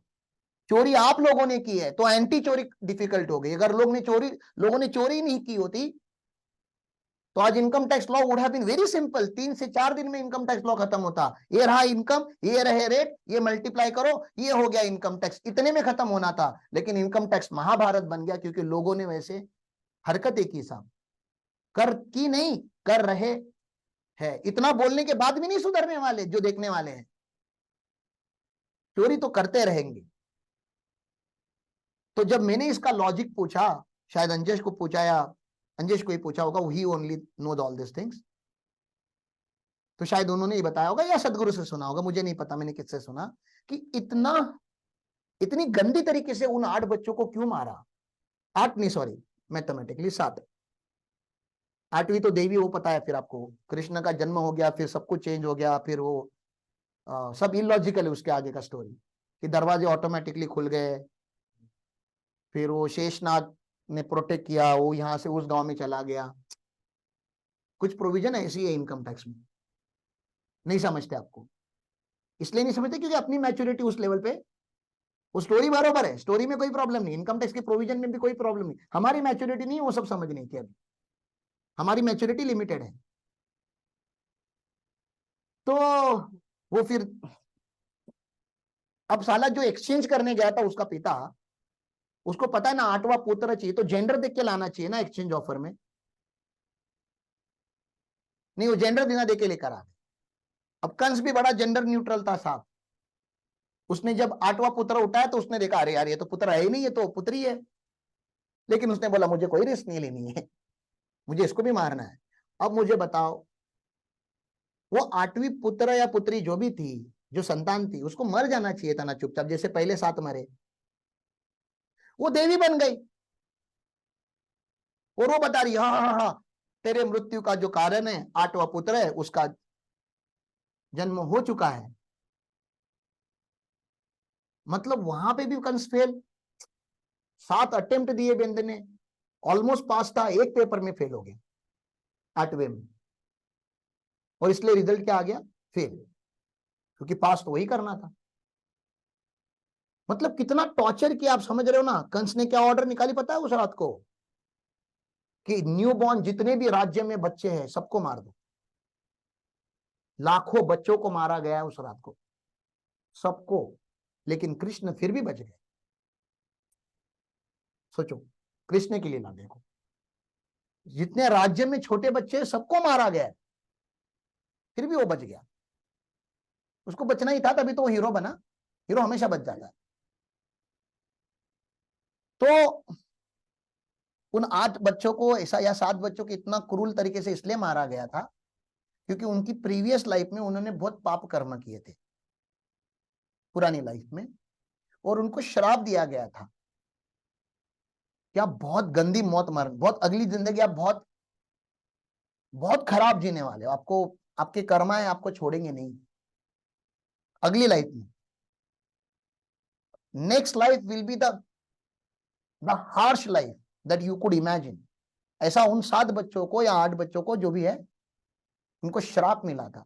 इन्होंने भगवान के सामने माफी मांगी थी कि इतना बड़ा अत्याचार हमारे साथ नहीं कीजिए। भगवान ने भी बोला देखो अभी आपको श्राप मिल गया, अभी उसका मैं कुछ नहीं कर सकता। What I can do is I can make it brief. Torture तो आपको होना ही है, अगली जिंदगी में आपको त्रास होना ही है। What I can do is reduce the time. आपको इंस्टॉलमेंट में धीरे धीरे धीरे मरना है, रोज थोड़ा थोड़ा मरना है, कि एक ही टाइम पे एकदम द हार्श एक्सट्रीम, मतलब ऐसी मौत इसके पहले किसी की हुई ही नहीं है। ऐसा है, या तो ब्रीफ या तो लॉन्ग। बताओ आप क्या चूज करते हैं? या तो आपको रोज मरना है, थोड़ा थोड़ा थोड़ा रोज टॉर्चर होना है, या एक ही टाइम पे जितना पूरे लाइफ में टॉर्चर होना है एक ही टाइम पे होना है। You will choose one time. तो इन 7 बच्चों ने भी वो वन टाइम चूज किया था। तो इट वॉज आशीर्वाद गिवन टू देम कि अगली जिंदगी में आप पैदा होते ही मरोगे, क्योंकि देखो जिंदगी चालू होने से पहले अगर खत्म हो गई ना तो अच्छा है। तो उन्होंने वो हार्श डिसीजन ली थी, तो उनको आशीर्वाद मिला था। तो कंस ने कोई खराब कृत्य काम नहीं किया था। कंस ने वो खाली भगवान की जो ऑर्डर थी, जो पहले लाइफ में निकाली गई थी, उसको खाली एग्जीक्यूट करवा के लिया था। कंस ने और कुछ नहीं किया है, बस नोटिफिकेशन पहले ही निकल गया था, खाली इंप्लीमेंटेशन करवाया गया, खाली लोगों ने उसको गलत इंटरप्रेट किया। तो गवर्नमेंट भी ऐसी बहुत सारे एक्शंस लेती है जो लॉ में पहले से लिखी गई है। इनकम टैक्स भरना कोई नई चीज नहीं है, 1961 से लॉ में लिखा गया है। आपको चोरी नहीं करनी, ये भी बहुत पहले से लिखा गया है। अभी तक की गवर्नमेंट ने उसको इंप्लीमेंट नहीं कराया था, अभी की गवर्नमेंट उसको इंप्लीमेंट कर रही है। तो लोगों को तकलीफ हो रही है कि अब तक नहीं हुआ, अब कैसे हो रहा है। अब तक नहीं हुआ था इसलिए अब हो रहा है। तो समाज बदलेगा, हम ट्रांसफॉर्मेशन के पीरियड में है। तो ये स्टोरी मैं यहां पे क्यों बताता हूं? क्योंकि ये जो पीरियड ऑफ 12 मंथ है ना, मुझे हमेशा ये स्टोरी याद दिलाता है कि इनकम टैक्स को लिखने के लिए इतना ही लिखना था। Assessment year is a period of 12 month, लेकिन 12 अलग अलग होते हैं। जनवरी से दिसंबर भी 12 होते हैं। तो कोई अपना असेसमेंट ईयर डिक्लेयर ना कर दे। ये हमारे इनकम टैक्स को पता था कि ये पहले जैसा कंफ्यूजन ना है कि 8वां कौन सा। तो उन्होंने बोला शुरू कहां से होगा हम बता देंगे। शुरू आपको अप्रैल से करना है। मुझे बताओ जो अप्रैल पे शुरू हुआ वो खत्म कहां पे होगा? 31 मार्च। तो हमने क्या कर दिया, डेफिनेशन को प्रिसाइज कर दिया। We did not leave with the room of misinterpretation. ऐसे लॉ बना है हमारा। तो पीरियड ऑफ 12 मंथ है, लेकिन अप्रैल पे चालू होगा, वो याद रखना। तो इसलिए हर बार 1 अप्रैल पे एक नया असेसमेंट ईयर चालू होता है। तो प्रीवियस ईयर भी 12 महीने का ही पीरियड होना चाहिए ना? नहीं, प्रीवियस ईयर 12 महीने का पीरियड नहीं होता है, वो लेस देन 12 मंथ भी होता है। मोर देन 12 मंथ तो पॉसिबल ही नहीं है, क्योंकि उसका अंत निश्चित है, 31 मार्च पे खत्म होना है। लेकिन अगर आपने 1 जनवरी पे बिजनेस चालू किया, तो मैं कैसे बोल सकता हूं कि आपको अप्रैल से लेके मार्च तक टैक्स लगेगा? अप्रैल से लेके दिसंबर तक तो बिजनेस ही नहीं था आपका। जनवरी में तो बिजनेस चालू हुआ, तो जैन से लेके मार्च मतलब 3 ही महीने का आपका प्रीवियस ईयर होता है। लेकिन ये खाली फर्स्ट ईयर ऑफ एस्टैब्लिशमेंट में होता है, जब अपने नया कुछ चालू किया तब होता है। जो पहले से एग्जिस्टेंस में उसका तो अप्रैल टू मार्च चलते रहता है। तो इसलिए वो period of 12 month, period of previous year मैंने बताया कि नॉर्मली ये 1 अप्रैल से लेकर 31 मार्च तक होता है। लेकिन अगर आपने न्यू बिजनेस या न्यू सोर्स ऑफ इनकम लाया होगा तो डेट ऑफ कमेंसमेंट से लेकर 31 मार्च तक होता है। देखने जैसी बात है, अंत निश्चित है। मतलब अगर 27 मार्च को भी अगर आपने बिजनेस चालू किया तो 27 मार्च को चालू तो होगा, लेकिन 31 मार्च को उसको खत्म करना पड़ेगा, रोकना पड़ेगा आपको। एक बार सीएमए के एग्जाम में क्वेश्चन आके गया है कि 31 मार्च को अगर बिजनेस चालू किया तो उसका प्रीवियस ईयर क्या, तो 31 मार्च ही उसी दिन चालू हुआ है, उसी दिन खत्म होगा, कोई कंसेशन नहीं है। प्रीवियस ईयर का अंत निश्चित है, क्योंकि 1 तारीख को क्या चालू होना है, असेसमेंट ईयर चालू होना है, और कोई कंफ्यूजन नहीं है, एकदम क्लियर है। इसलिए आप अकाउंटिंग के नियम इनकम टैक्स में ना लेकर आए, सर दिसंबर एंडिंग लूंगा तो चलेगा क्या, जून एंडिंग लूंगा तो चलेगा क्या, 15 महीने का बैलेंस शीट बनाएगा तो चलेगा क्या। इन सारे सवालों का मैंने आपको आगे आंसर दे दिया, नहीं चलता, मार्च एंडिंग ही हमारा फिक्स है। We can not interpret it. Law ने मीन्स डेफिनेशन लिया है, लॉ ने एग्जॉस्टिव डेफिनेशन लिखा है, there is no room for misinterpretation, बहुत क्लियरली चीजों को लिखा गया है। Is it clear? तो हमने कुछ चीजें की, और आई होप मैंने जो आज लाइफ लेसन बताया वो आप लोग थोड़ा याद रखोगे। आप किसी को जज नहीं करोगे, अपने आप को भी जज नहीं करोगे, और आप कर्म ऐसे करोगे कि जो आप अचीव करने जा रहे हो वो आपको मिल जाए। जल्दी नहीं मिलता, वनवास लंबा ही होता है, ठीक है ना। तो 14 ईयर की जर्नी मैंने भी चालू की है, आप लोग भी अपना वनवास चालू करो, देखते कितने जल्दी हम भी इंसान से भगवान बनते हैं। चलो, थैंक यू।